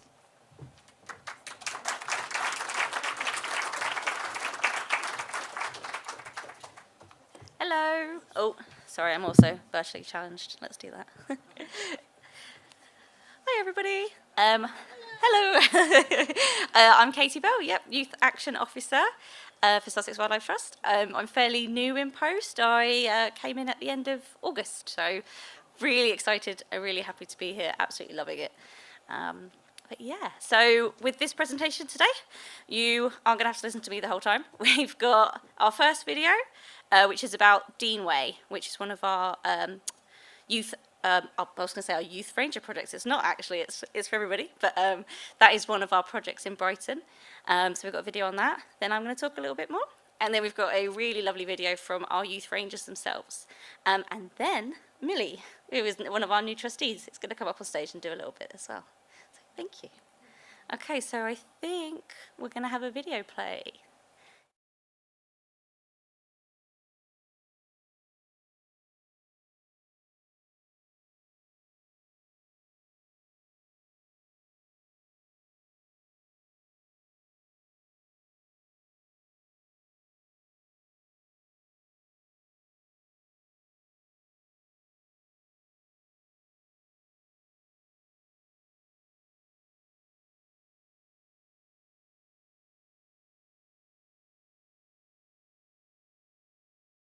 So it provides a wonderful wildlife corridor from the downland into the city. This one here allows people an introduction to nature, an introduction to conservation and the work that we do, but without having to travel too far.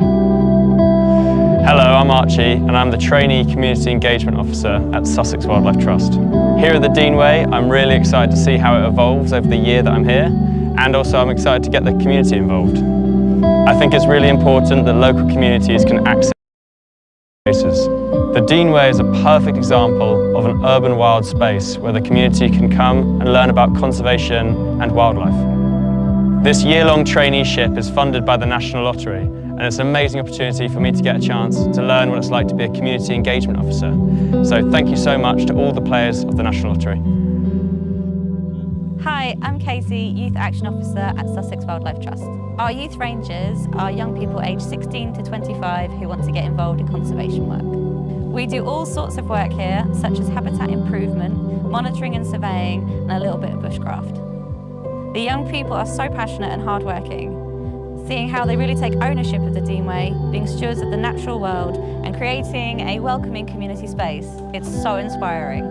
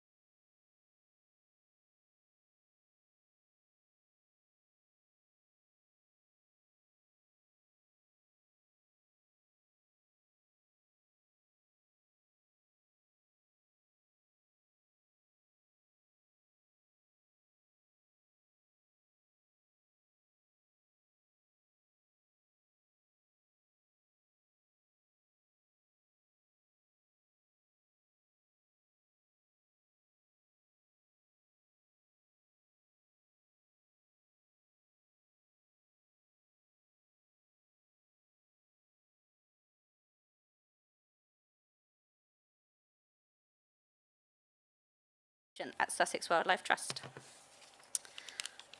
Oh, and this was when I introduced myself, so we'll skip that bit. So what's my role here? My role is to support young people who are aged 16 to 25 across Sussex. The idea is to help them to get involved in nature, conservation, and environmental action. Most importantly, it's about making sure their voices are heard and that their ideas are included in the work of the Trust. So how do we do that? So, we do it through Youth Action, which is a growing network of opportunities for young people to take real, meaningful action for nature. So this includes our youth ranger groups, like those at the Deneway, but also at Rye Harbour, and also at the Gatwick Green Partnership at Tilgate Park. So these sessions, they offer a welcoming hands-on introduction to conservation.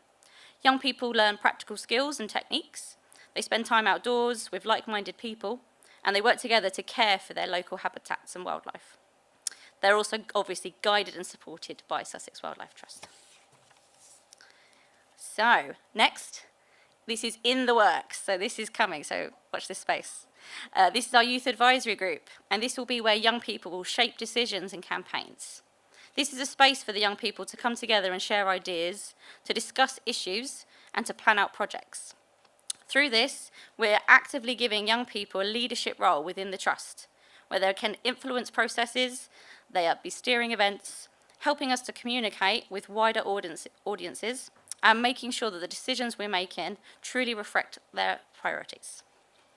It's about empowerment, collaboration, and recognising young people as equal partners in shaping the future of conservation. Next, we have our green careers. We are expanding our work experience offers to young people, aiming to cover a variety of departments across the Trust, growing our internships and traineeships as well. We support young people to gain experience that can help build pathways into conservation and environmental careers. This might be learning practical habitat skills, shadowing staff members on projects, or gaining confidence through roles that develop communication, teamwork, and project planning. Even if somebody isn't sure of their direction yet, these opportunities help young people explore what they enjoy and what strengths that they have. And we also have training courses.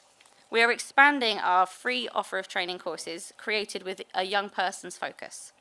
We offer training and collaborative projects that help young people to build the skills, confidence, and knowledge to take action in their own communities. The idea is that the impact doesn't stop with the sessions themselves, it ripples outward. The young people become advocates, storytellers, organisers, and leaders in their own circles, championing care for the natural world within their communities. Click. Our vision is to build a movement where young people aren't just inspired by nature, but empowered to protect it. We want every young person in Sussex to know that they have a stake in the future of their local environment, whether that's through practical conservation, campaigning, or community leadership. And in return, they're bringing fresh energy and new perspectives to the Trust, helping us to evolve as an organisation and stay connected to future generations. Sussex Wildlife Trust Youth Action will continue to grow, linking young people across our reserves and communities, amplifying their voices, and giving them the tools, the networks, and the opportunities they need to lead. Because the future of Sussex Wildlife Trust depends on everybody, and that includes the young people who will inherit this landscape and continue the work that we have started. Cool. Thank you.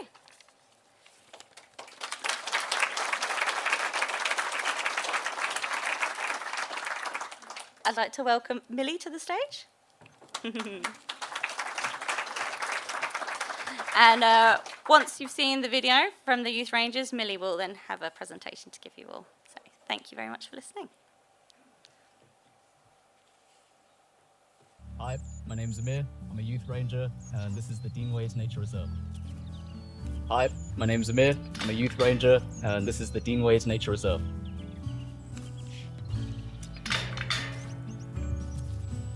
Hi, Amy.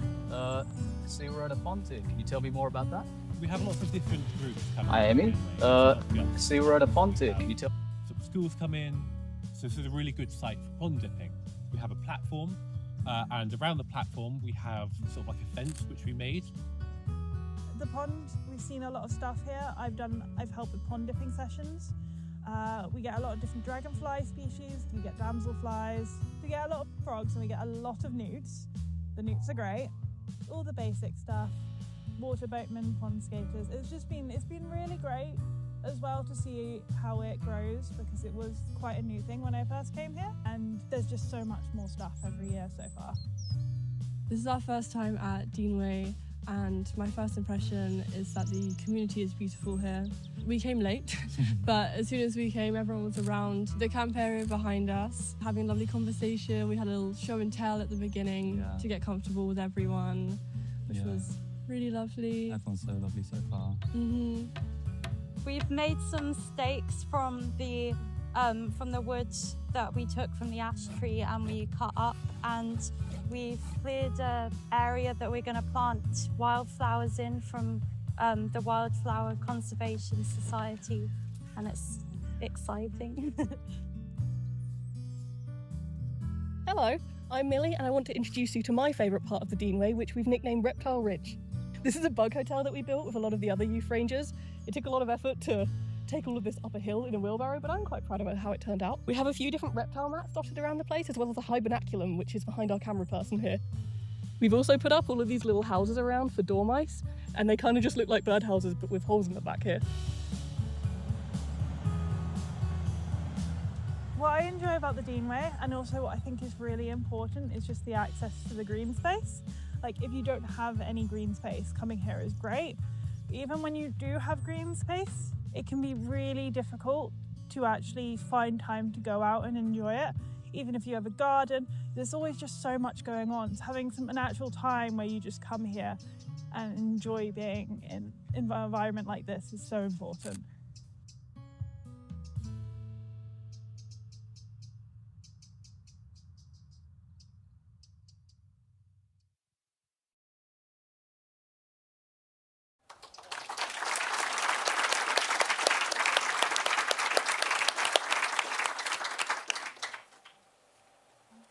Thank you. Cool. And thank you to Amy, who made that video and worked with my interesting filming style for the session that she couldn't make it to. But one thing that I did want to start with is recently in a session at the Deneway, we went round in the circle and got everyone to say a word, some of them are more than one word, that they associated with the Deneway, and I've put them up here. But I think it really shows the sort of general community and good vibe that everyone has there. The one that I really like on here was allowed to fail. It can be really intimidating coming from personal experience to get involved with anything that's, you know, well established already, but in general just nature and environment and conservation work, especially when you feel like everyone else is going to know so much more than you do. This wasn't, you know, my experience myself. But the atmosphere at the Deneway is very much just people are there to learn and share their own experience, and it's just such a lovely community vibe. So yeah, this is just a nice representation of all of that. When I mentioned to Katie that I'm going to be coming along here for the trustee side of things, she was like, oh, maybe you should come up and talk about your experience with the youth rangers and how that's ended up making you become a trustee. I could do that. But I think it is a good way to show that, you know, the Wildlife Trust really do care about the opinions and trying to get young people involved, because I have gone from volunteering to now, thank you all for not voting against me, a trustee, which is amazing. But I did want to just talk a little bit about my background with the Trust. I've put up, I ended up talking to my mum and getting some photos of me when I was younger, but these are all around Woods Mill, the ones of me being younger. You can see there's pond dipping and that sort of thing, me and my little brother. I've been incredibly lucky to be able to grow up in Henfield and be so close to Woods Mill.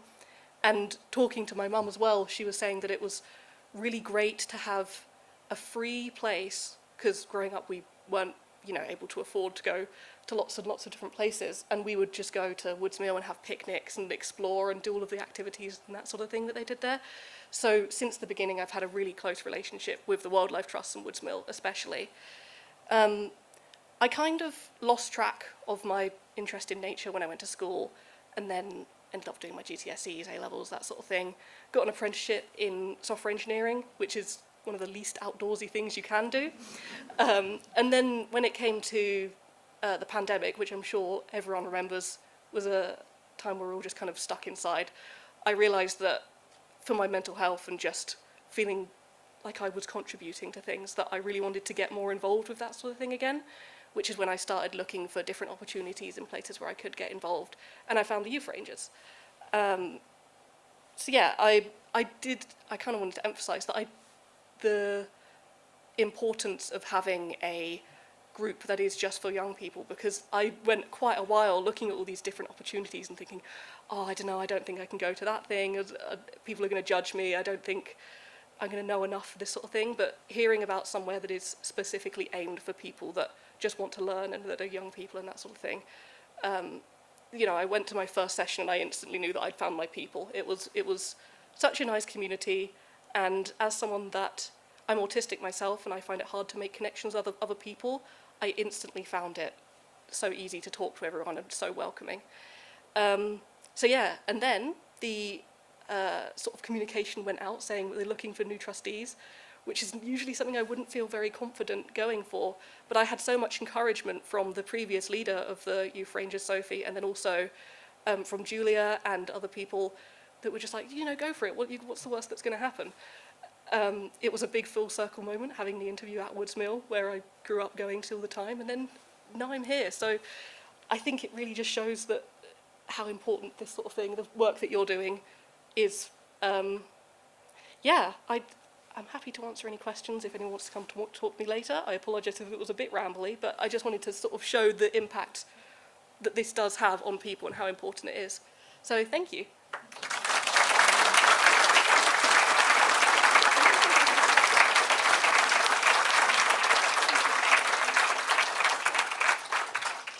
I think that's all from us. Yeah. Brilliant. Thank you very much, everyone. Thank you, everybody. I think we've got time for some questions. What I thought was really brilliant there, I remember getting the Deneway in 1997, and it was always just kind of, this is really good, we've got to do something with this. Many false starts, and it's taken this time to actually feel to find a good role for the Deneway. And I think it says quite a lot about the Wildlife Trust. I've mentioned this before. We sometimes start off doing things as an act of faith. It's the right thing to do, surely something good will happen eventually. That was the record centre. You know, for years that was just collecting data without really knowing what we were going to do with it. And we had the Deneway. And at the start, I didn't know what we were going to do with it. But looks what's happened. It's fantastic, isn't it? So I think they've done really, really well. But let's have a few questions, have a bit of a discussion. Who here's involved in the Deneway? Hey! Any other thoughts or questions? Yeah. How many different types of birds do you get there, etc.? Oh, we have had a running log of all the species we've spotted, but I don't know if I'd be able to tell you an exact number. Oh, right, no. There's a lot, though. Yes. We have a blackboard that's just got lists of the things and then an online version. Yeah. Yeah. Is there a bus that goes to the Deneway? This is actually something that I forgot to mention, but the fact that the Deneway is in the middle of Brighton means that it's near a train station. I mean, you could saw in the video that we literally have trains going past all the time. We have to stop talking to let them go by. But yeah, it's really well connected. There's buses and trains. Buses. Yeah. I believe so. Oh, I couldn't tell you that one. There is a bus stop nearby. Yeah, on our website, on the Deneway section, there's a whole bit on getting there. Yeah. I'll make sure the bus things are on it. Henry. You said that when you got to kind of GCSE A-level age, your interest in wildlife kind of was stagnant for a while, and then it obviously came back. I'm sure that's pretty common amongst young people. It's quite an intense period. What do you think that the Wildlife Trust should be doing with kids in that age bracket to try and just make sure that at quite a tough, intense time in their lives, we've always kind of got nature bubbling in the background? I mean, I can only speak from personal experience, but for me, the reason that I sort of lost interest was just because I was so focused on how much importance everyone puts on, you know, your education. So it's just like everything else goes out the window. You don't have a personality for those years. You're just studying. So I think maybe going at it more from this is a place where you can take a break and use a natural space to reconnect with that side of things. Maybe that could be a good way to let people know, you know, you don't have to be volunteering all your time and that sort of thing. It's just a nice place to reset if you need it as well. Thank you. One at the back first. Yeah. I was just interested to know how young people do connect into that project, actually, like from whereabouts around in the community. Sorry, was that how they? How, yeah, and from where in the community, and yeah. Oh, okay. Yeah. So we've got all the information's on our website. That's kind of like the main place to go, so you can fill in the application form. But part of it is I'm going to be doing a roadshow, so I can go out to all the local colleges, you know, organisations, and actually say, hi, we're here. We have these options available to you. And obviously, with the 3 different locations, the idea is hopefully that there'll be somewhere for people to go, and then if not us, they can connect with other sort of organisations that are around. But yes, the idea is to get out there and tell everybody and link in with all the good organisations that already have access to these young people. Great, thanks. There's a question near at the front here. Here's Zoe. Thanks. I was just wondering about the perhaps possible negative influences on the wildlife. Hordes of young people coming into a wildlife area. What about the wildlife? What do they think of that? And also trains whizzing by at high speed. That definitely does interrupt us quite a lot. Yes, we have this sort of tradition when we're on a session. If we're talking, when the train goes by, we all just go, train, and we all just wait for the train. But I think the thing is, it's very like-minded people coming.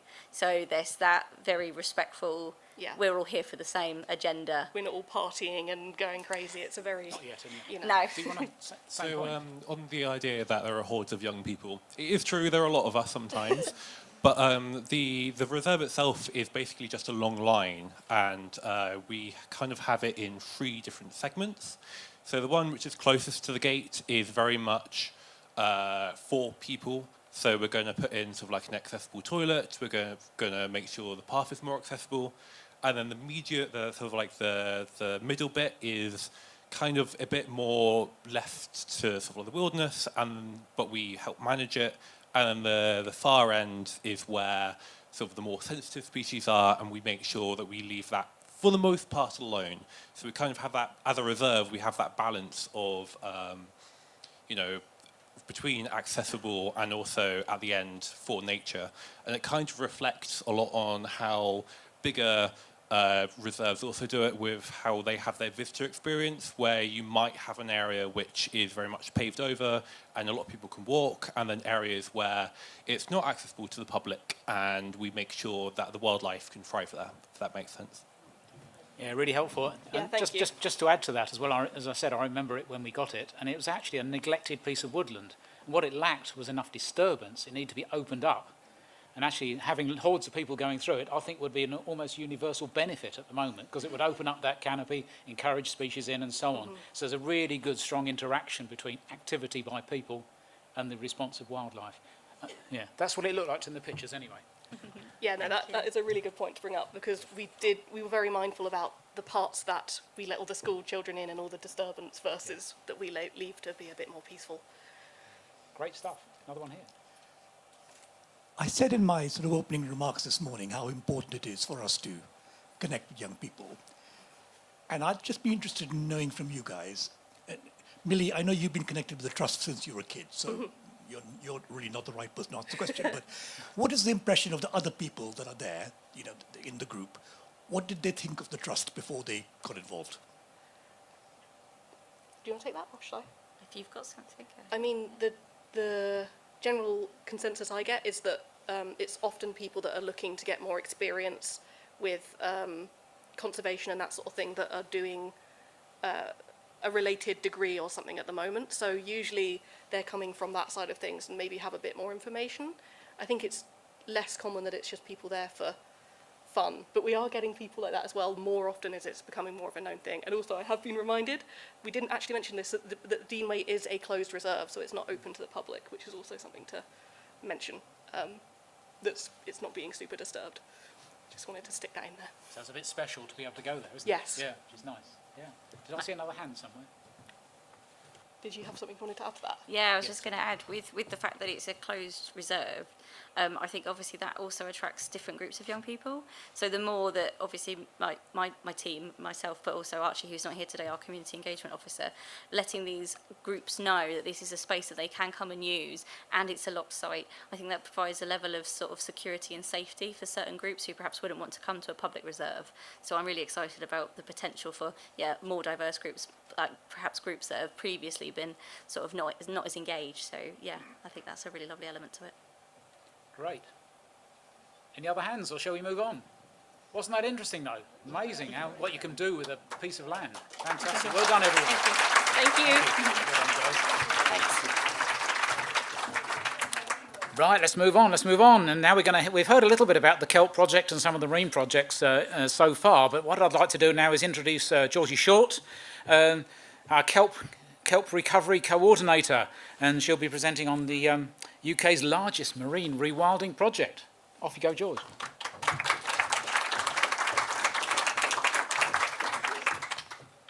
Great, thanks Tony. So yeah, I'm going to talk to you about the Sussex Kelp Recovery Project, how it was initiated and what we are now doing today. So just for a bit of context really, we're all really aware globally of how important and how widespread forests are on land. This is a map of where kelp forests are found globally. So the colours just indicate different species groups of kelp, but you can see it's really widespread. So these underwater forests, if you like, are really kind of globally distributed and important, but it's not something that we are really aware of or talk about, or a lot of people don't even know exist.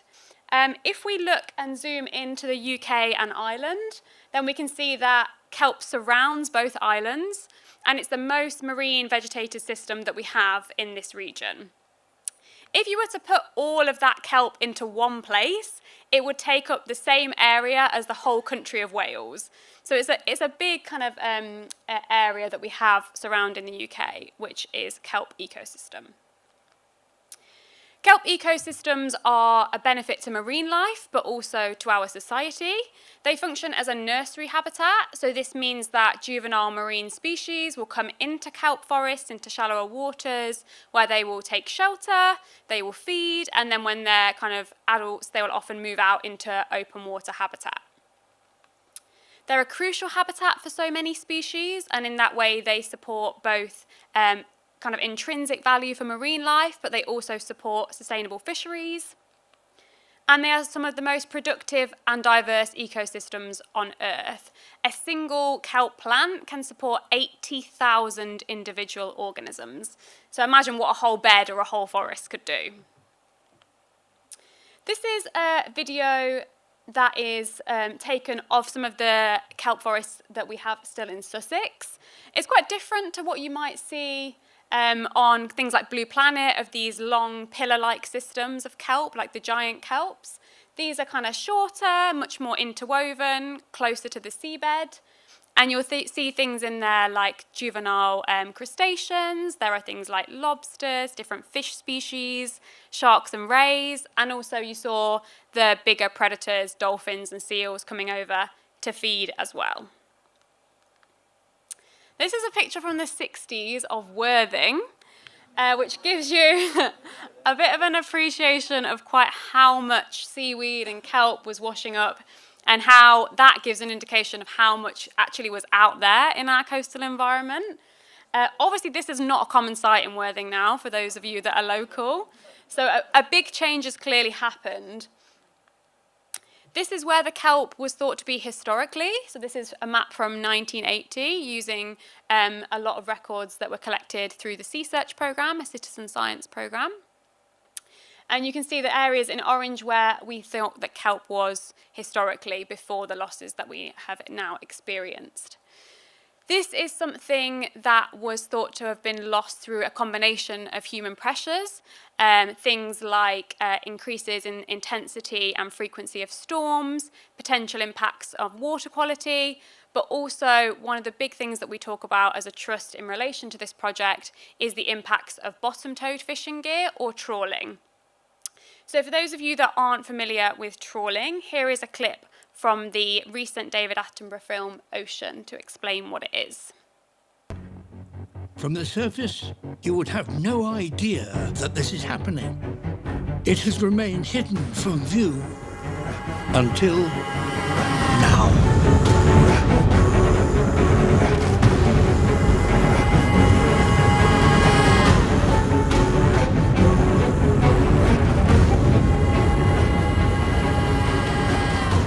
A modern industrial bottom trawler scours the ocean floor with a chain or metal beam, forcing anything it disturbs into the net behind.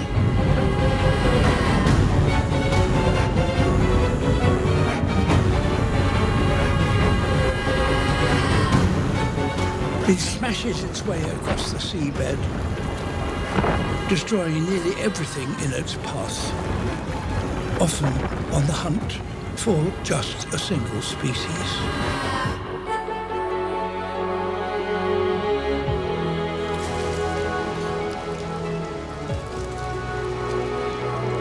Almost everything else is discarded. Over 3/4 of a trawler's catch may be thrown away. It's hard to imagine a more wasteful way to catch fish.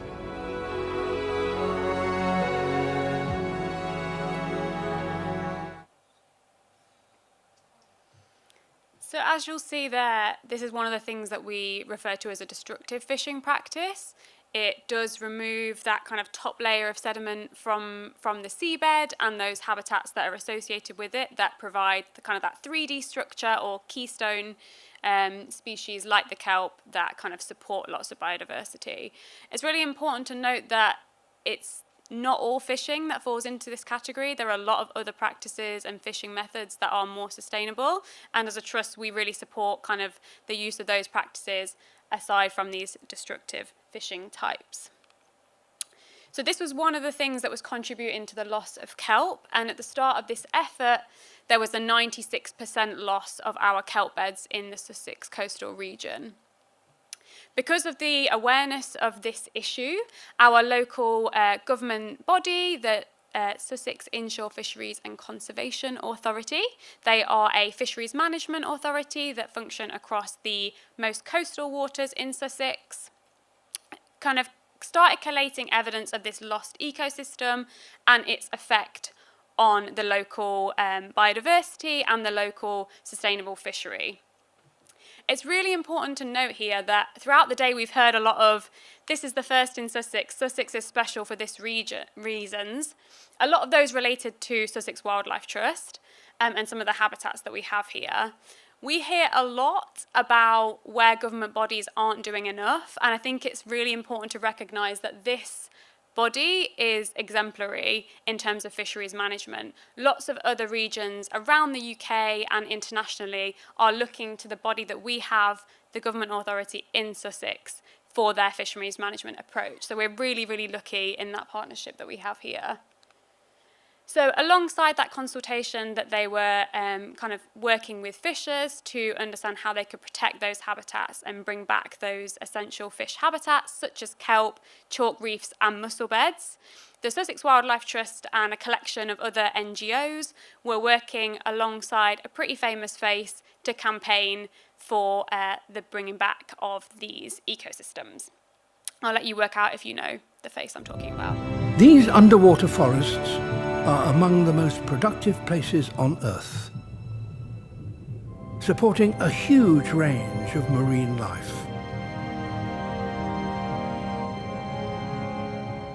Any suggestions? Yeah, so this campaign called Help Our Kelp was graciously supported by Sir David Attenborough, and this allowed us to really amplify this message.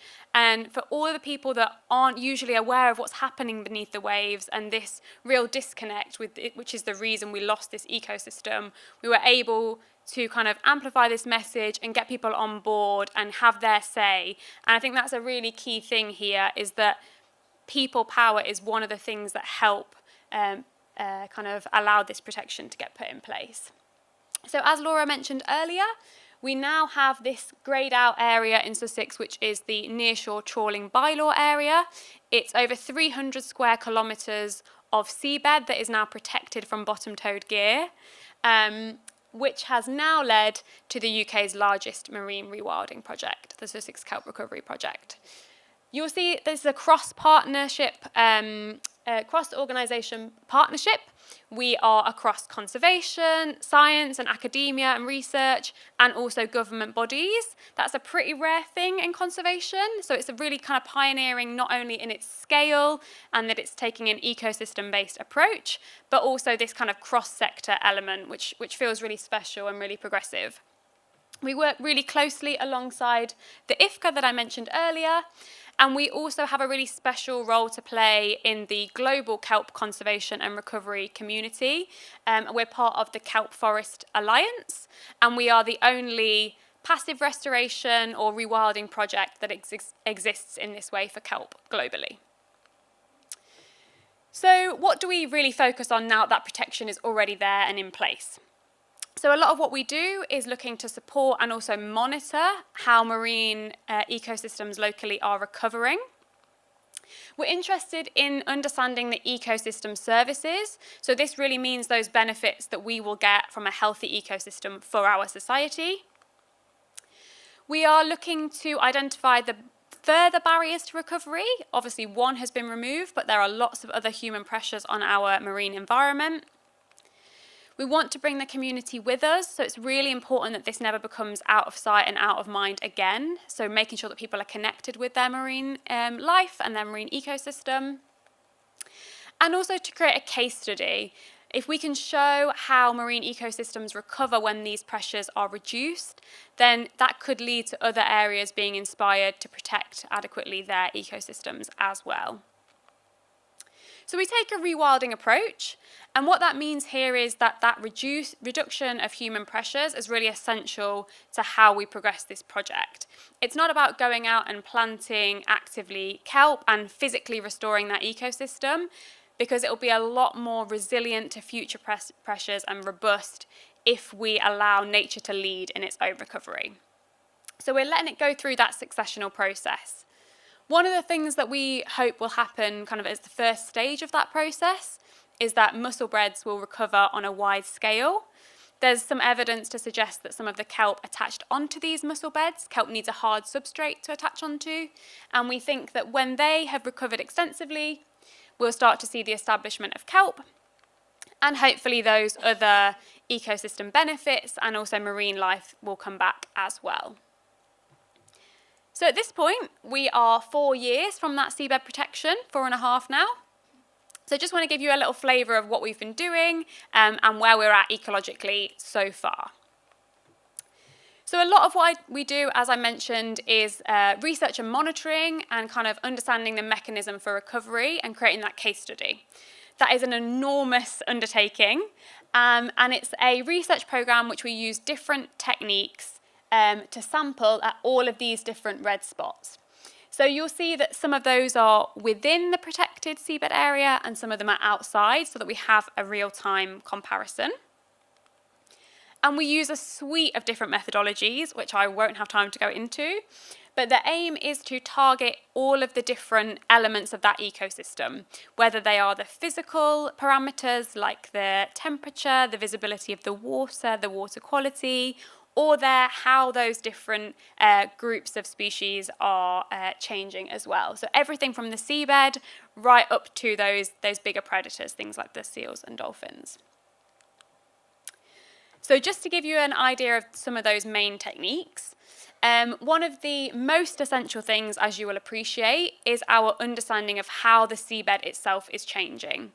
Whether anything is recovering, whether mussels are re-establishing, whether kelp is coming back in on top, or whether under our current environmental parameters with climate change and changes within the marine ecosystem, whether something else is recovering instead.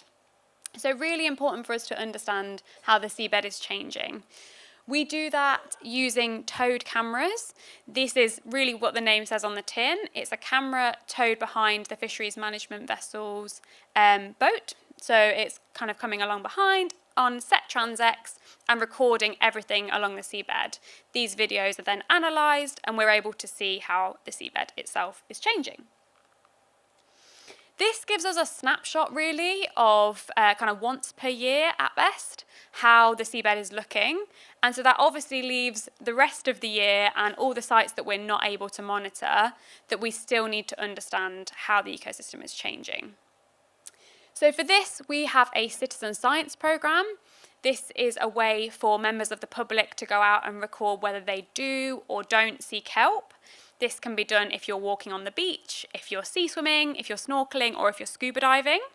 And that really just enables us to create that next stage of the maps that I showed of where the kelp is, maybe for 2026, let's say. Also really, really interesting for us is how are those animals that use those seabed habitats recovering, if they are recovering, where along the coast they are or aren't, in order for us to plan our next efforts as a project. One of the ways we do this is using environmental DNA analysis. So if you're a fan of a crime drama, you'll be very familiar with DNA sequencing and DNA barcoding. There's a very similar technique. So basically what we do is take a sample of water and sequence all the DNA within that water to understand who's been swimming through that area in the last week to 2 weeks. Why the DNA would just be floating in the water, you might ask. That's kind of things like bits of skin falling off animals, scales, and also fecal matter, as grim as that might sound.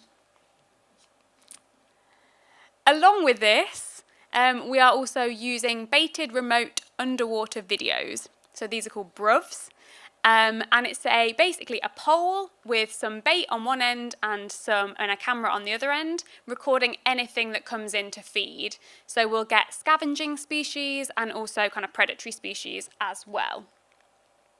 So these are some examples of this baited remote underwater video surveys. So you can see eels, small shark species, coming in to have a look and being drawn in by the prey. So it's a great way for us to sample by kind of drawing those in towards the camera. Also, in order to understand that those benefits for society that I mentioned earlier, we are working with local fishers on their vessels to understand how crabs and lobster populations are changing. This is something that has dropped off as a fishery really significantly in Sussex, and so we're interested in understanding if that will recover as the seabed changes. This happens through one of the researchers or one of the conservationists going out on a local fisher's boat and then sampling and surveying what crabs and lobsters are found in the pots over a 24-hour period. That's a real collaborative effort. We're able to talk about kind of why we're doing this project with local fishers, and also, arguably more importantly, we're able to gain their insights, often multi-generational, into what they've been seeing on the seabed. They're the eyes and ears on the water every day. The other thing we're quite interested in is understanding whether or not kelp had a role in drawing down carbon in Sussex historically. The way that we do this is taking samples of the seabed, so almost a drain pipe, if you want to kind of look at it that way, that we drill into the seabed, take it back out, and then that tube of sediment we can date for different years and look at the contribution of kelp to the carbon that's in those in different time points. I think as well as our research and monitoring, because of the fact this ecosystem was lost because we didn't know it really existed, it's really important for us as a partnership and certainly for Sussex Wildlife Trust to make sure that people are aware and connected with their local marine ecosystem. So improving ocean literacy is what we call this. Our understanding, despite being an island nation, of our marine ecosystem is quite low as a society, and that's one of the things we're really determined to change and show people the wonders of British marine life. We do this through creating a window beneath the waves. We work a lot with Sussex Underwater, who create a lot of videos from their local freedivers that they put online and show people actually there's a lot of incredible marine life that lives here locally. There was a documentary made about one of the members of their group, Eric Smith, recently. which was a really fascinating look into how things are changing so far. Sussex Wildlife Trust in particular work a lot, as we've heard, with local education professionals to embed ocean literacy within their curriculums.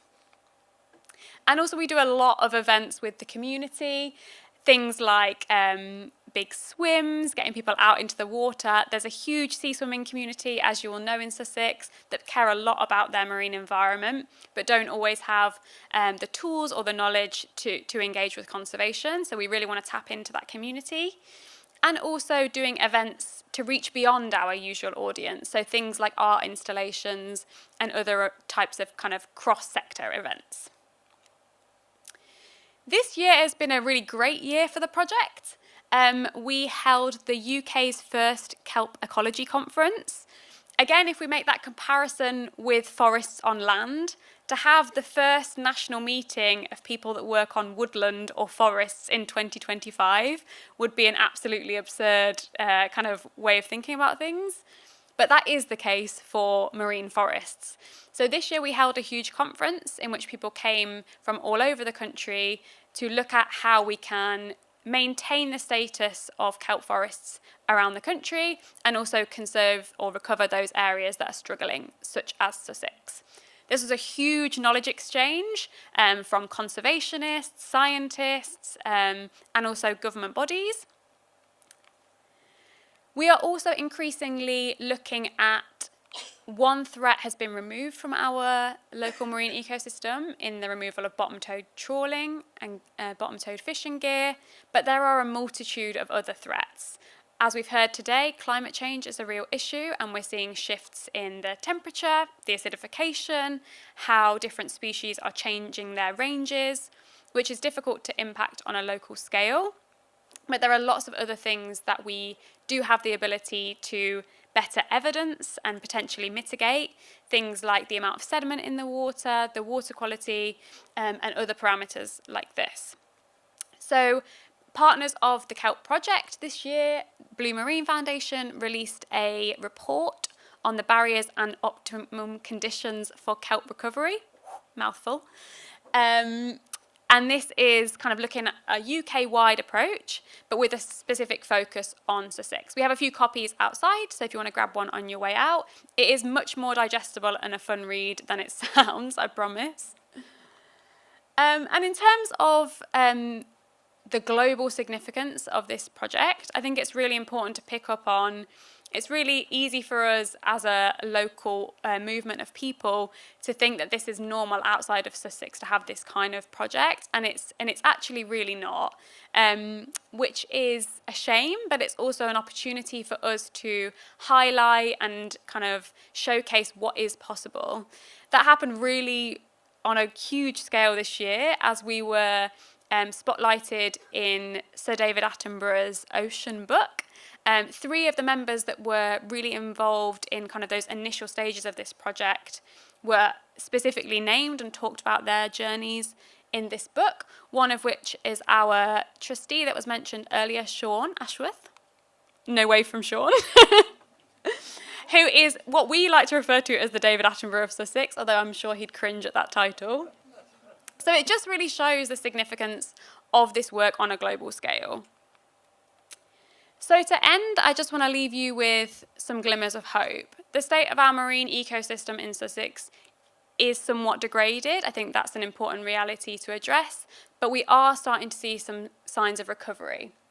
And they're things like these mussel beds. So as you may remember, mussel beds feel like quite an important step in the recovery of kelp locally. And we're starting to see the expansion of these from kind of 2 years after trawling was removed. We were seeing kind of football pitch size areas of mussel beds popping back. And then in the last couple of years, we've started to see areas over 1 kilometre wide. These are quite patchy at the moment, but we're hoping that they will continue to expand. The mussel beds themselves are also kind of quite close to the bottom, but they are 3D in their structure as well, so you get a lot of small crustaceans and fish coming in to feed on them as well. So they also support a lot of life. The other thing that we've started to see in Sussex, which is in part due to this trawling bylaw area, and again in part due to, let me show you the bream again, and in part due to other really effective fisheries management locally, like the Kingmere Marine Conservation Zone, we are starting to see the recovery of this species, which is black sea bream. They are particularly vulnerable to the impacts of trawling as they, as you see there, create a nest on the seabed. So the male will come in and carve out a little area that we call a lunar pad because it literally looks like a moon crater. The female will then come in, lay her eggs, and the male will then protect them. So in that way, their reproductive cycle is inherently linked with the seabed, and they can kind of be quite vulnerable to those fishing types that scrape the seabed. They were also a target species of the trawling historically as well. So seeing them bounce back is a real positive. Lastly, a bit of an unusual glimmer of hope. So this year, the Wildlife Trusts and RSPB and the Scottish Association of Marine Sciences, for the first time, and again a global first, mapped all of their blue carbon habitats, the blue carbon habitats in the UK. And they found that the most significant carbon storage mechanism in the marine environment is not all of the things that we kind of think about when we think about blue carbon, salt marsh, seagrass or kelp, but actually the underwater sediment itself. So these kind of like slightly sad looking sandy underwater habitats are actually really key in terms of drawing down carbon. The thing that is the biggest risk to those habitats is bottom-towed gear, which obviously inherently then stirs up, as you can see in this image, the seabed and kind of resuspends that sediment and also that carbon. That we now understand can be then released into the atmosphere up to 9 years after the area is trawled. So having an area in Sussex 300 square kilometres wide that is protected and is protecting an essential blue carbon store is also a massive positive, which we didn't initially understand. And I will just leave you with a nice bit of footage of how our marine ecosystem looks now.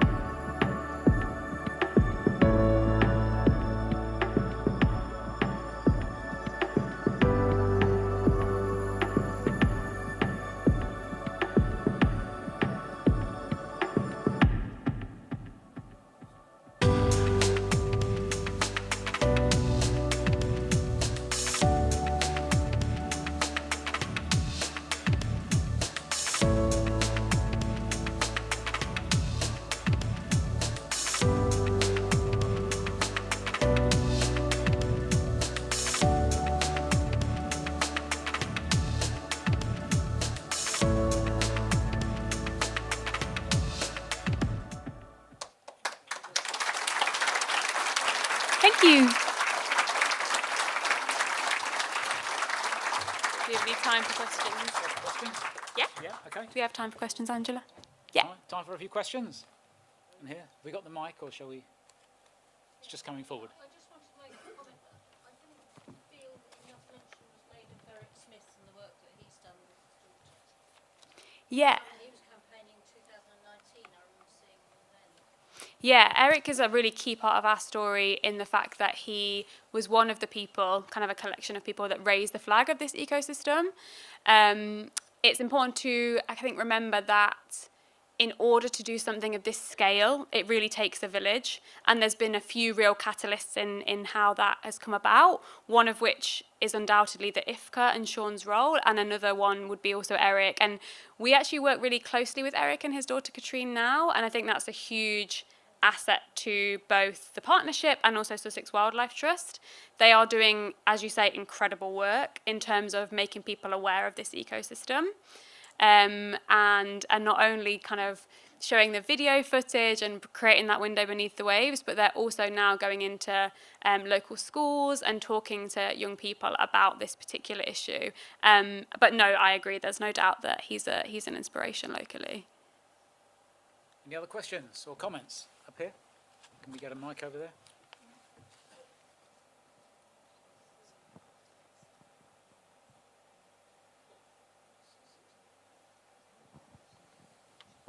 Hi, Patrick Burke from Hayward Sea. Thanks for the presentation. That was really fascinating and really promising. I just had a question about compliance with the bottom trawling ban. Are you able to say anything about that, how it's monitored and the level of compliance? Yeah, absolutely. Really good question. So if you are, as an audience, aware of marine protected areas as a concept, one of the big issues, which you're really great in highlighting, is that a lot of them end up being what we call paper parks. They are a designated area on paper, but because nobody's patrolling them, they are often kind of not respected, or they don't end up being protected. There's still fishing that is in theory banned that goes on in those areas. One of the benefits of the fisheries management that we have in Sussex is that the Sussex IFCA have a patrol vessel called Watchful that goes out really regularly and is monitoring the fishing that is going on, not only with regards to this particular bylaw, but fishing in general within 6 nautical miles of the coast. And to their current knowledge, there has been no incursions of trawling within that no trawling area, which is a hugely positive bit of information, I think. I think that's about it, isn't it? Thank you very much indeed. Excellent stuff.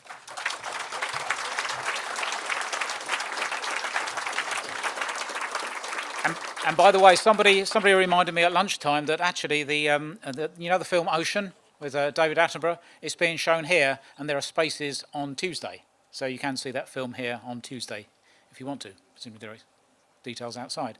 I think next we have Jamie Parsons. I'd like to introduce Jamie, the head of our nature reserves, be presenting on how we'll maximise wildlife in relation to our nature reserves and elsewhere, I guess. Over to you, Jamie.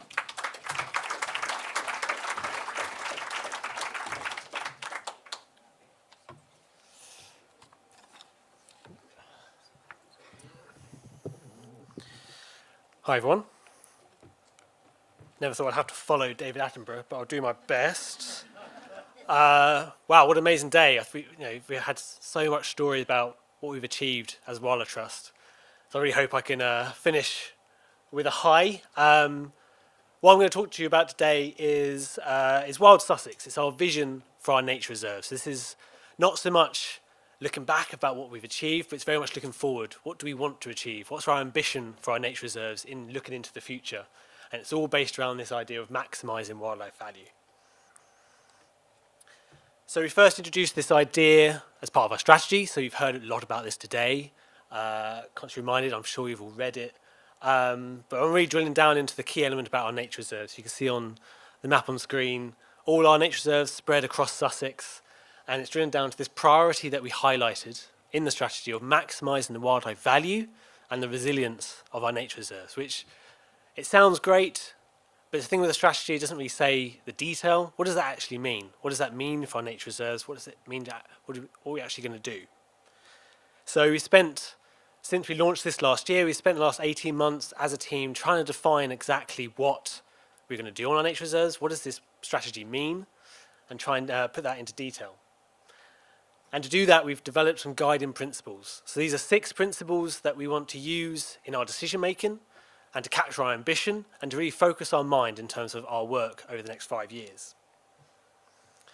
So the first one of these guiding principles is based all around our operations, the real nitty-gritty of what we do every day on the reserves. So this involves all the team, so all the staff, the volunteers that are out there every day managing the reserves, making sure we're as efficient at delivering that management, because that's the really key thing for our nature reserves. If we're not out there managing them, their condition will fail. So we've got to make sure we're out there doing the right delivery. But we need to make sure it's really efficient. So that means investing in our people. We need more staff, more volunteers, with the right training, the right resources, the right kit to be able to be out there delivering the work on reserves. So this is really highlighting that ambition to make sure we're investing and really focusing on our operation and getting it right. The next ambition is all around monitoring. So how do we know if we're doing a good job if we're not monitoring it? To give us the evidence to know we are doing a good job and so we can adapt our work. And the really important thing here is the word consistent. We do monitor in our reserves, but it's certainly not consistent. Some reserves are monitored quite heavily, others not at all. We need to know a full picture across all of our reserves and know the condition of what they look like. So that's the really important part of this. And this is going to give us the better information to make evidence-based decisions and to really focus our work to deliver more for nature on our reserves. And again, this is going to need investment. So we need to look at new technology. We need to go beyond just having people out there looking at plants. That's a really important part of it. But in terms of stepping up our scale, we need to look at new technology, remote sensing, things like that to spread ourselves as far as we can to get that idea of what our condition is. So it's a really important part of our strategy going forward. It's all about monitoring. The next one is based around engagement. So this is an area that's, again, the really important word here is consistency. So we do engage and we really want to focus on the element of engagement is all around visitor experience on our reserves. We want to make it for people able to come to our reserves and have a really good experience on those reserves. So we'll be looking at elements of visitor experience. So these include how do we make reserves more accessible? How do we allow people to come out and experience their reserves? How do we improve the experiences when they're on the reserve and make sure they're actually going to the right bits, they're knowing what they're looking at, and they're really having that good experience and that connection with nature. But if you bring nature and people together, then there's always going to be conflict. So how can we put smart designs in place to actually remove that conflict so people and wildlife can flourish on these reserves side by side? So the next guiding principle is all around natural processes. We want to make natural processes lead on our nature reserves. It's a really important part of this change in management that we're going forward, is having an ecosystem approach to how we drive nature recovery on our reserves. Moving away, in some sense, away from species-specific management, not everywhere, but in certain places. Because restoring natural processes is when we can really rebuild ecosystems properly, making them more resilient. And it's absolutely a priority, because this priority is not just about maximising wildlife value, but it's that resilience bit. How do we make it resilient for the future with changing climate and all the extreme weather events we're having? The only way we can make them resilient is if the ecosystem is managing and regulating itself.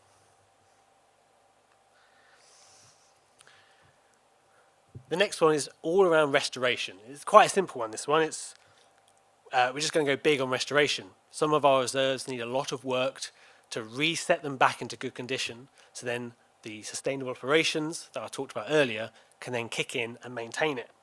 So we're going to go big. The biodiversity crisis is a big problem and it needs a big solution.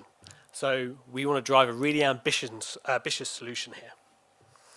And although the solution does not just involve our nature reserves, this is a landscape scale problem. It's not just, we're not going to solve it, but just having our reserves in good condition.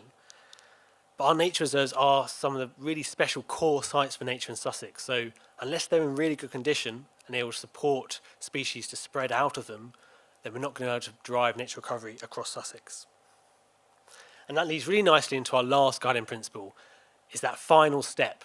How do we get into the landscape? How do we actually influence the landscape really positively?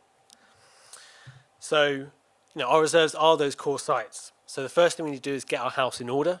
We need to make them better. If we can make them bigger, because that also improves resilience. We do need more of them, so how do we add reserves into our portfolio? But then that final step is how we join them all up, and that connectivity and driving into the landscape. So that's really our ambition for where we want to go with our reserves. They're a really important part of the landscape. So, there are principles. I think they give us a really good foundation of what we want to achieve for the nature reserves. But I think they really capture our aspirations. We're really ambitious. We want to drive the best for our nature reserves. And they sound great. And, they look great on screen. They're great to talk about. But what does that actually mean? How do you actually move from an aspiration to delivery? That's the important part. And we need to make a massive leap. Just like that chap.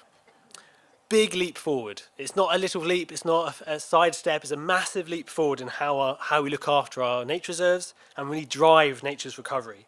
It's ambitious, it's large scale, it's everything we need to be doing on our reserves to safeguard them for the future. The good news is we've already started, we're already doing it. We've shown we can start to do this. So the Pevensey project that we completed last year, it's all about putting those guiding principles into action and the ambition into practice. So we've gone big and we've been driving that ecosystem restoration. It hasn't been a species-specific project, it's been ecosystem rebuilding, resetting that model to drive nature recovery, but not on a small scale, on as big a scale as we can go. We went beyond our land holding, we worked on other people's land, on neighbouring farmers' land, so we ticked that landscape box, we went big, we built ecosystems, so really using as many of those guiding principles as we can to really focus our ambition. And it's working. The project has really transformed the reserve back into a thriving wetland once again, and really showing that these guiding principles work when applied in practice to drive recovery in nature. But this is just the start, not just for Pevensey, there's more we can do on Pevensey. Our reserve is a small part of the wider levels, so it's just the start. Because we're not stopping there. It's time to go bigger. That was just a starter. Not even a starter. Aperitif of what we have in store. So time to go bigger and make the leap. Like, I'm not sure what that cow's about to do, but I assume he's about to leap. Into this. So you saw this earlier in Chris's presentation. It's Wild Sussex. Our ambition for our nature reserves. And we're calling them the Big Six. Because these are just, the first 6 reserves, we're going to really start driving this ambition for how we're going to make them restore nature on these reserves. So the Big Six, we've got 5 existing reserves, so I'm sure you've all heard of them. So you've got the Ebino Wildlands, Amberley Wild Brooks, the Lewis Downs, Pevensey Levels and Rye Harbour. So these are our big, large-scale nature reserves that have that size and potential to really be game changers in the landscape if we can get it right. We're also going to add a new one.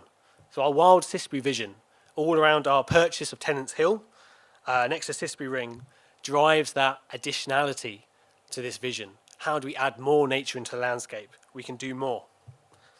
So these are 6 large nature reserves, 6 big ambitions for nature recovery, and driving these ideas about bigger, better, and more. And they're really championing our guiding principles. So this is how we're going to apply. So again, really nice ambition. But what does it mean? How are we going to do this? It seems mad to look at it on screen. It's a big ambition. And again, this is by 2030. So let's drill into it a little bit more. So the visions.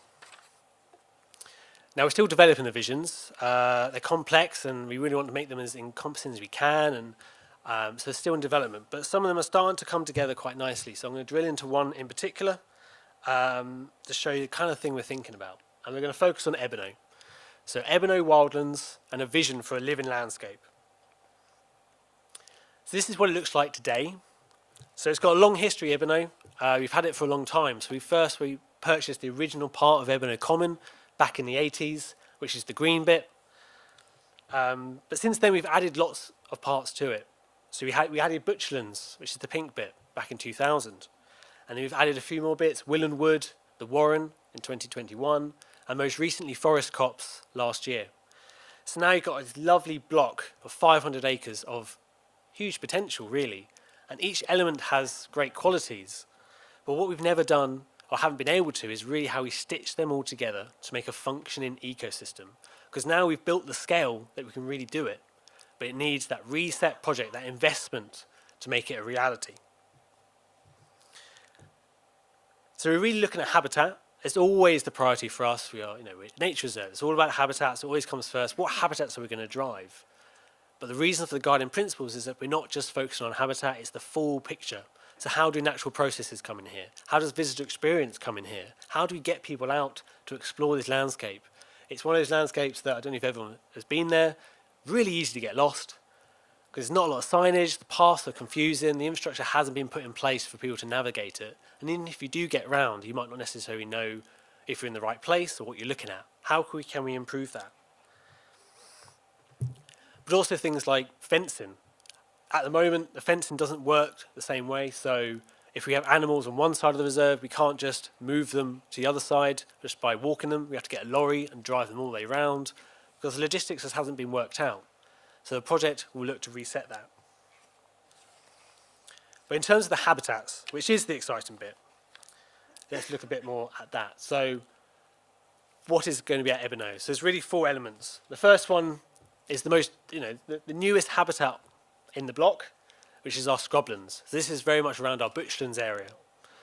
So this is a new dynamic habitat that's developed out of former arable land, and it's now supporting potentially one of the densest populations of nightingales in the UK. But this is something, again, we're not really talking about, but it's an incredible habitat that's developing, and it's all about developing future wood pasture. But the great thing is about Ebino, right next door, you've got the ancient wood pasture. What the scrubland's going to look like in a couple of 100 years. But again, ancient wood pasture, which we have a lot of in the UK, has become stagnated because, again, those processes have been removed and it's come kind of static in terms of the habitat. How do you bring back that dynamic processes that woodlands require? One element is about bringing in those ecosystem engineers. A great one of that is the pig. How do you bring pigs back to a nature reserve? It sounds simple. I don't know if you're thinking that sounds simple. It's not simple, because pigs are a tricky animal. There's lots of elements that come with bringing pigs in. We're well established to having cows and sheep, but when we bring pigs into the model, it really does change things. But with investment and thought, you can put in the infrastructure you need to bring pigs into a landscape, and the habitat and the processes that would come with it would be amazing. But then how does that sit alongside our meadows? So Ebino has incredibly species-rich meadows. Pigs and meadows can be a recipe for disaster because pigs like to dig. So how do you balance that? An element of disturbance in meadows can be really positive, but it can quickly shift to too much.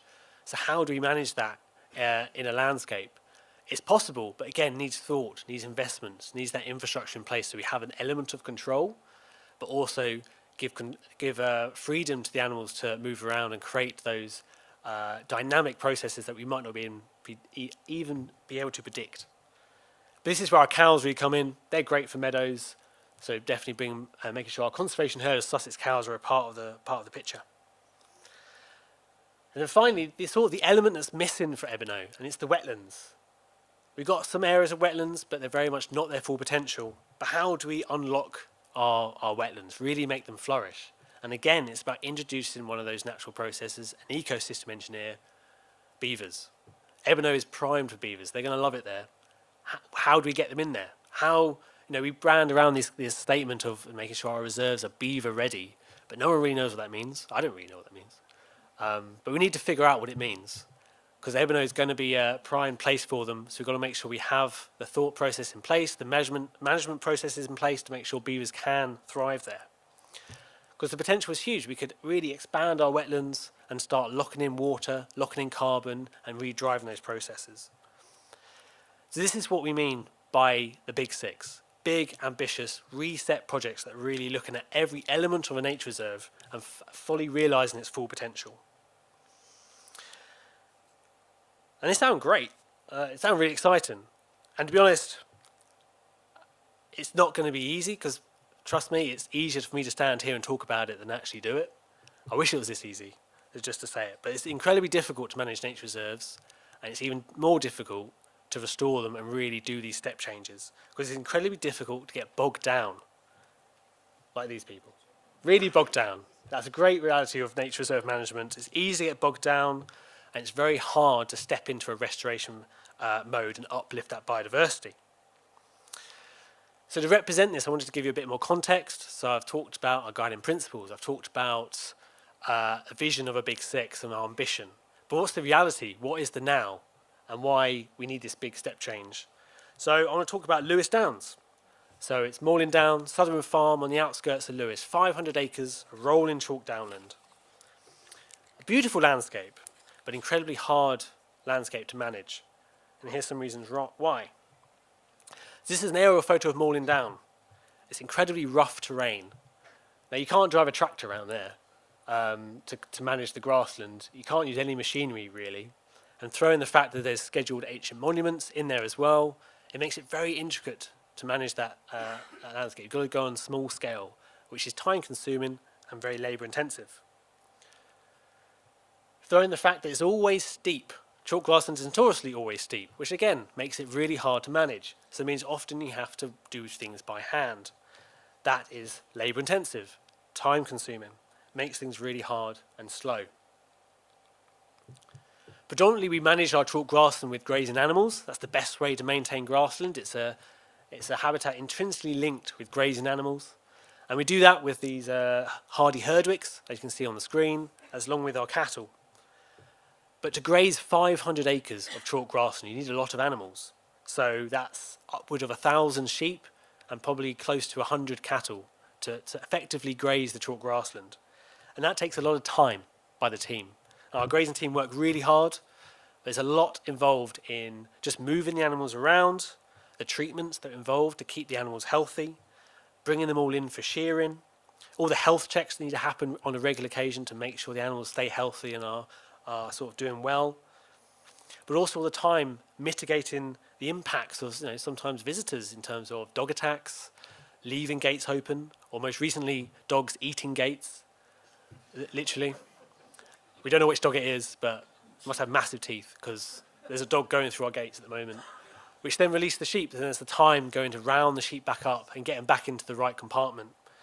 And then throw in the ever-present risk of disease, so both from disease spread from dog poo, but also TB risk for our cattle. So all these elements come into play to make it really hard to manage the site for livestock. Now to graze a site, with this many animals, you need a lot of infrastructure. So across the Lewis Downs Nature Reserve, we have over 20 kilometres of fencing, and that needs checking every single year. We have over 50 gates and numerous water troughs, and all those water troughs are fed from 6 different lines into the reserve, and we're not in control of all of them. So sometimes we are open to a neighbour, making sure they don't turn the water off. Or more recently, that a fuse broke in some pump house somewhere, which then shut off water to a trough where we had cows. So finding out the faults and making sure we can fix them is really time consuming, and the team are constantly fighting this infrastructure across the site to make sure it's maintained and we can graze it and try and maintain the site. And that's where it is. It's maintenance. We're just fighting to maintain it as best we can. But because of the terrain and all the challenges I've said, we often rely on our amazing volunteers to do the work for us and get this infrastructure in. So our amazing volunteers have spent over 2,000 hours over the last 2 years putting in 1,200 fence posts across the reserve. So that's on top of the countless hours they spend out there fighting the scrub, checking the animals and maintaining paths. So it's incredibly labour intensive and takes a lot of time.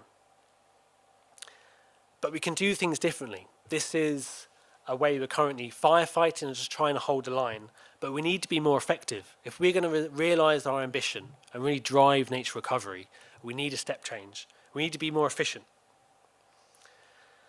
So what we need is a step change. Start thinking and acting differently. And this is one of the team building a step, so it represents a step change, just in case you didn't realise. So what does a step change look like? How can we change this narrative?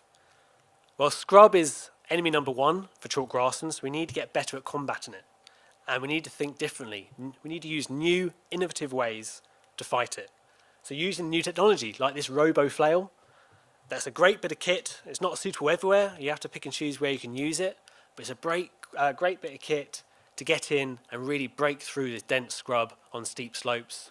So there's no risk, with a tractor on a steep slope, you don't want to be in there because you could roll, but robo-flail is much lower centre of gravity and can really get into those areas and really make some headway. But they can't go everywhere. So you need to have that working alongside more traditional contractors who are out there with chainsaws, clearing the bigger, thicker scrub, and then alongside our volunteers out there working in the more intricate areas. So it's the 3 elements working in tandem in a coordinated approach that can really make progress on the reserves. But that won't come cheap, so it requires that investment, that reset to really knock the scrub back in the first place.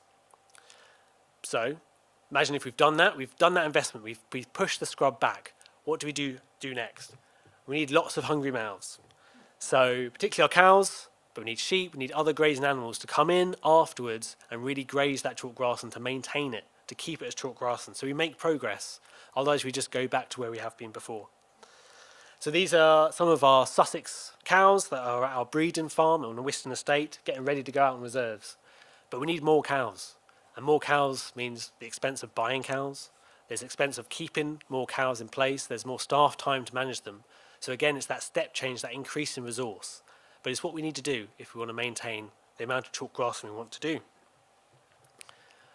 But then I think the most single game-changing thing we could do is start thinking differently about our infrastructure. So there's new technology out there.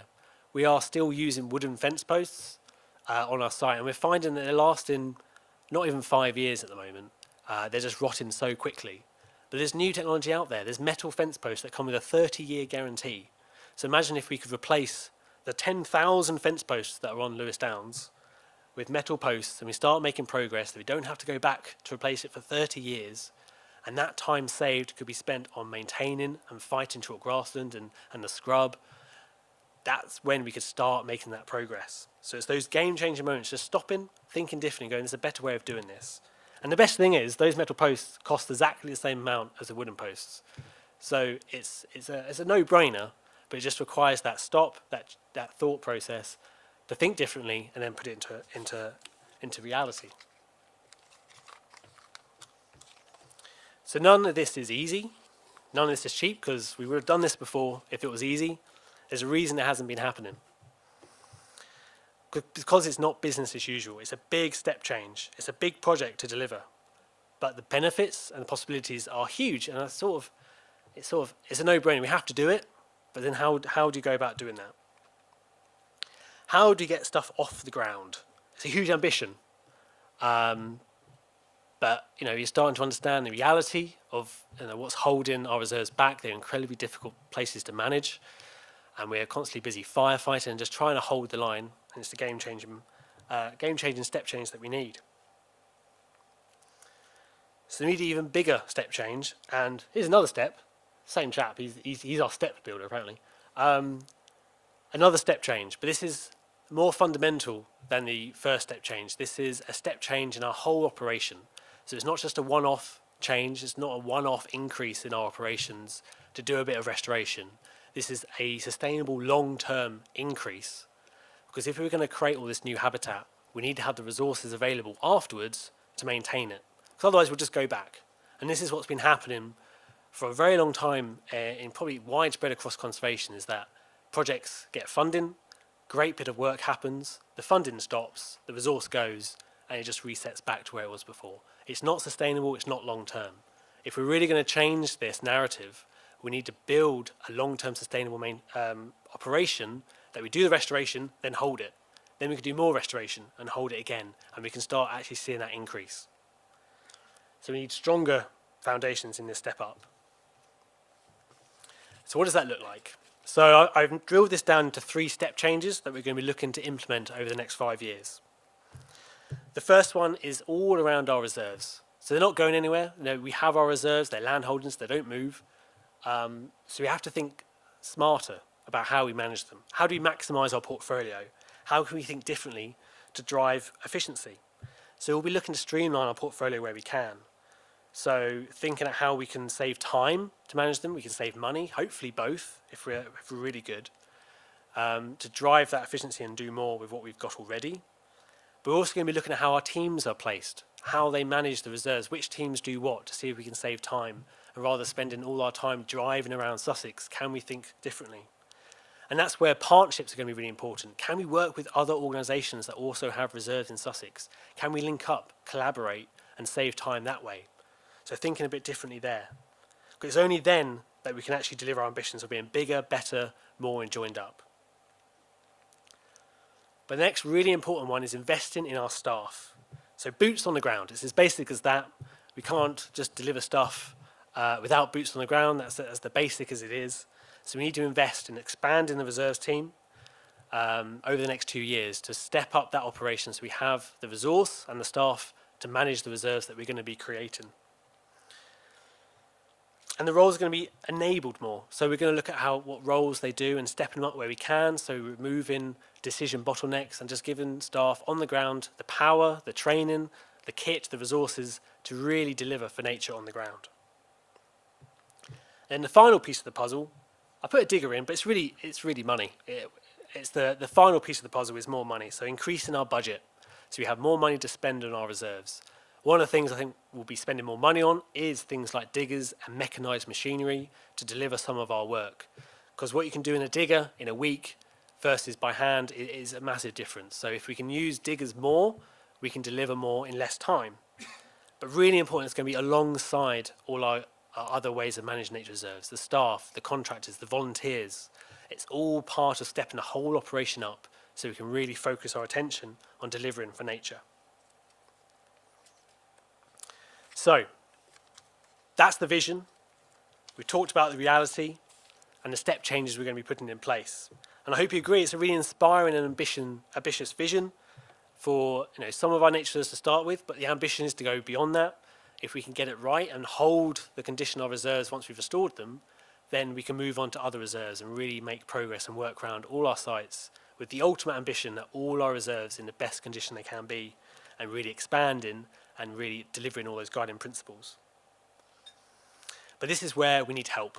So the Wild Sussex vision is certainly not secured yet. Right now it's a vision, it's a concept on paper, and it's not going to be easy or cheap to deliver, and it's going to need a lot of resources to do it. So we've estimated we're going to have to raise about £10 million to deliver this vision over the next 5 years. So kind of showing the scale of this. And we need help to do this. So at this stage, if you want to know more and want to get involved in our Wild Sussex vision, please go and find the Wild Sussex stand that's in the foyer and talk to my colleague Tim, who's by the door. So he's going to wave now if you look behind. That's Tim. Go and talk to Tim. If you want to find out more about how you can get involved and support this vision, please do after the talk. And I'll be around as well. If you have any questions or want to find out more, please do ask. So yeah, we need your help to get this off the ground. And thank you very much for listening.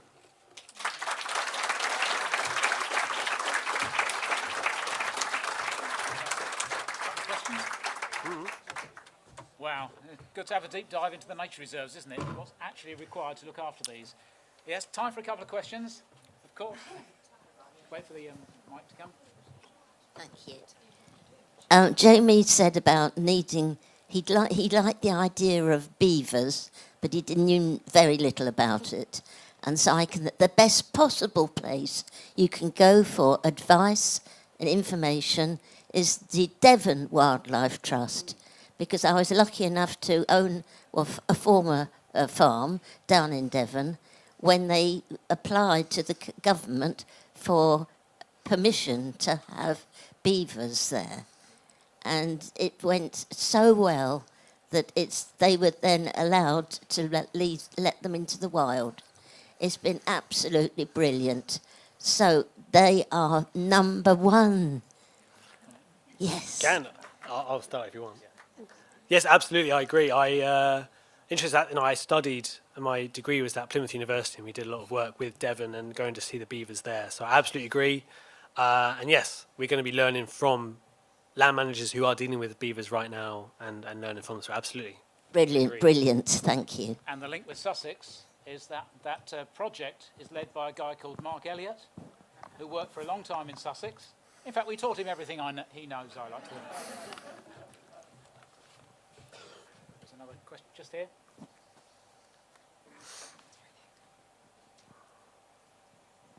Hello, I just wanted to ask how much interaction or joined up thinking do you have with, say, the South Downs National Park or the National Trust or even smaller organisations like Will to Waves? Yeah, it's one of those things. Partnerships, we have partnerships with all those organisations at a high level. I think what's difficult is putting partnership on the ground.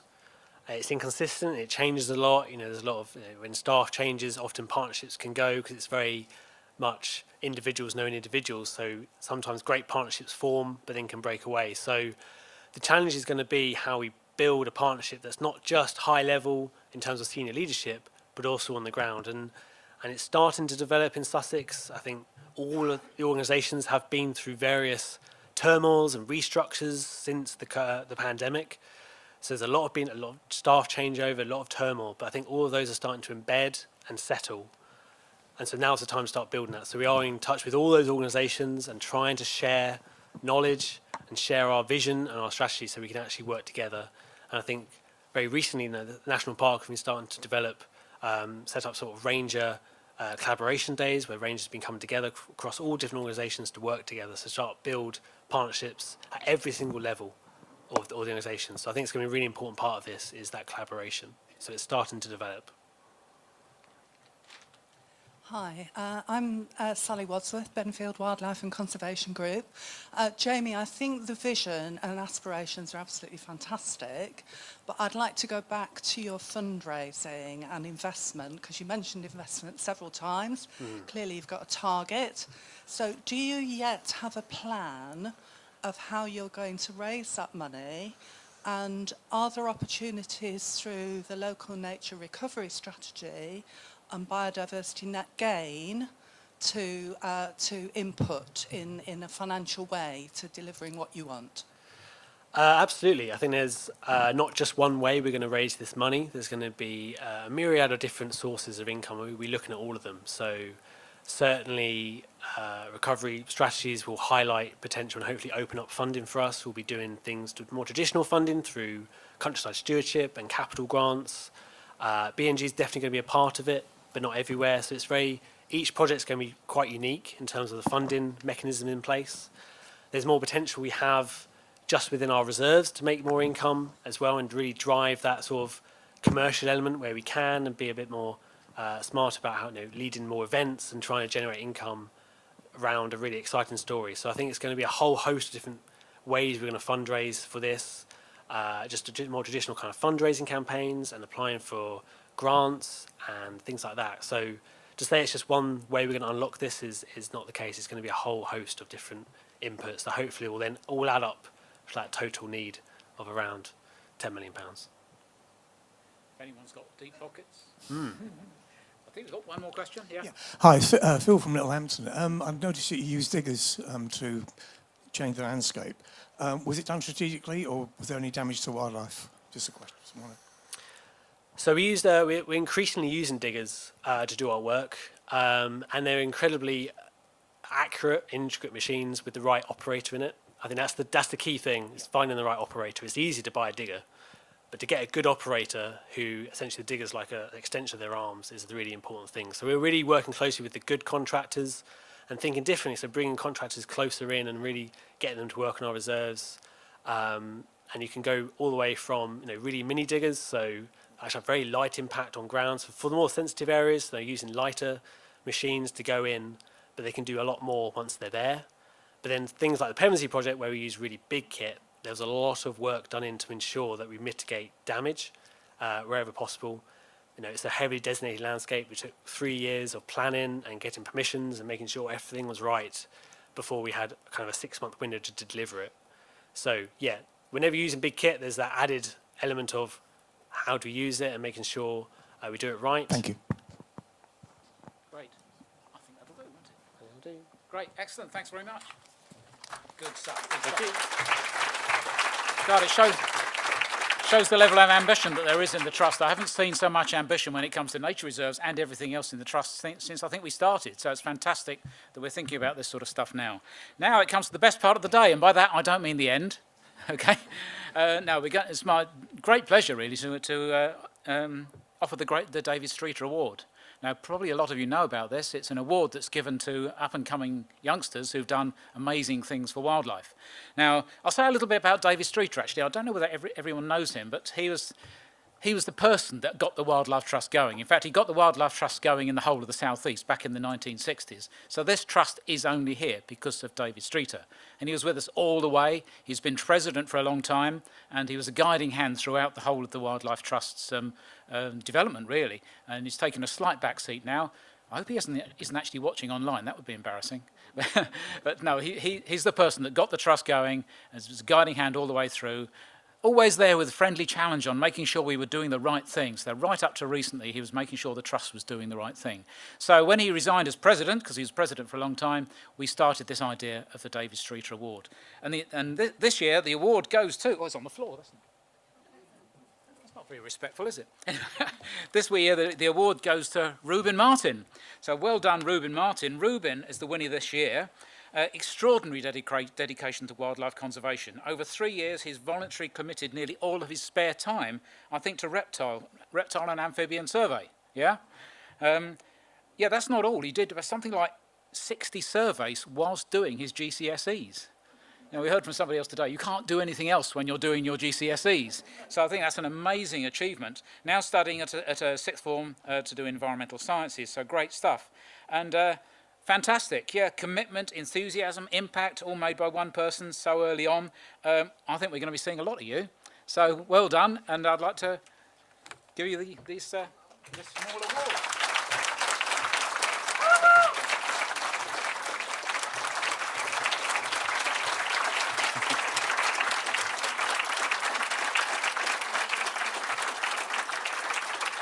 Very well deserved, yeah, great. I'm sure we'll be seeing a lot more of Reuben in the near future.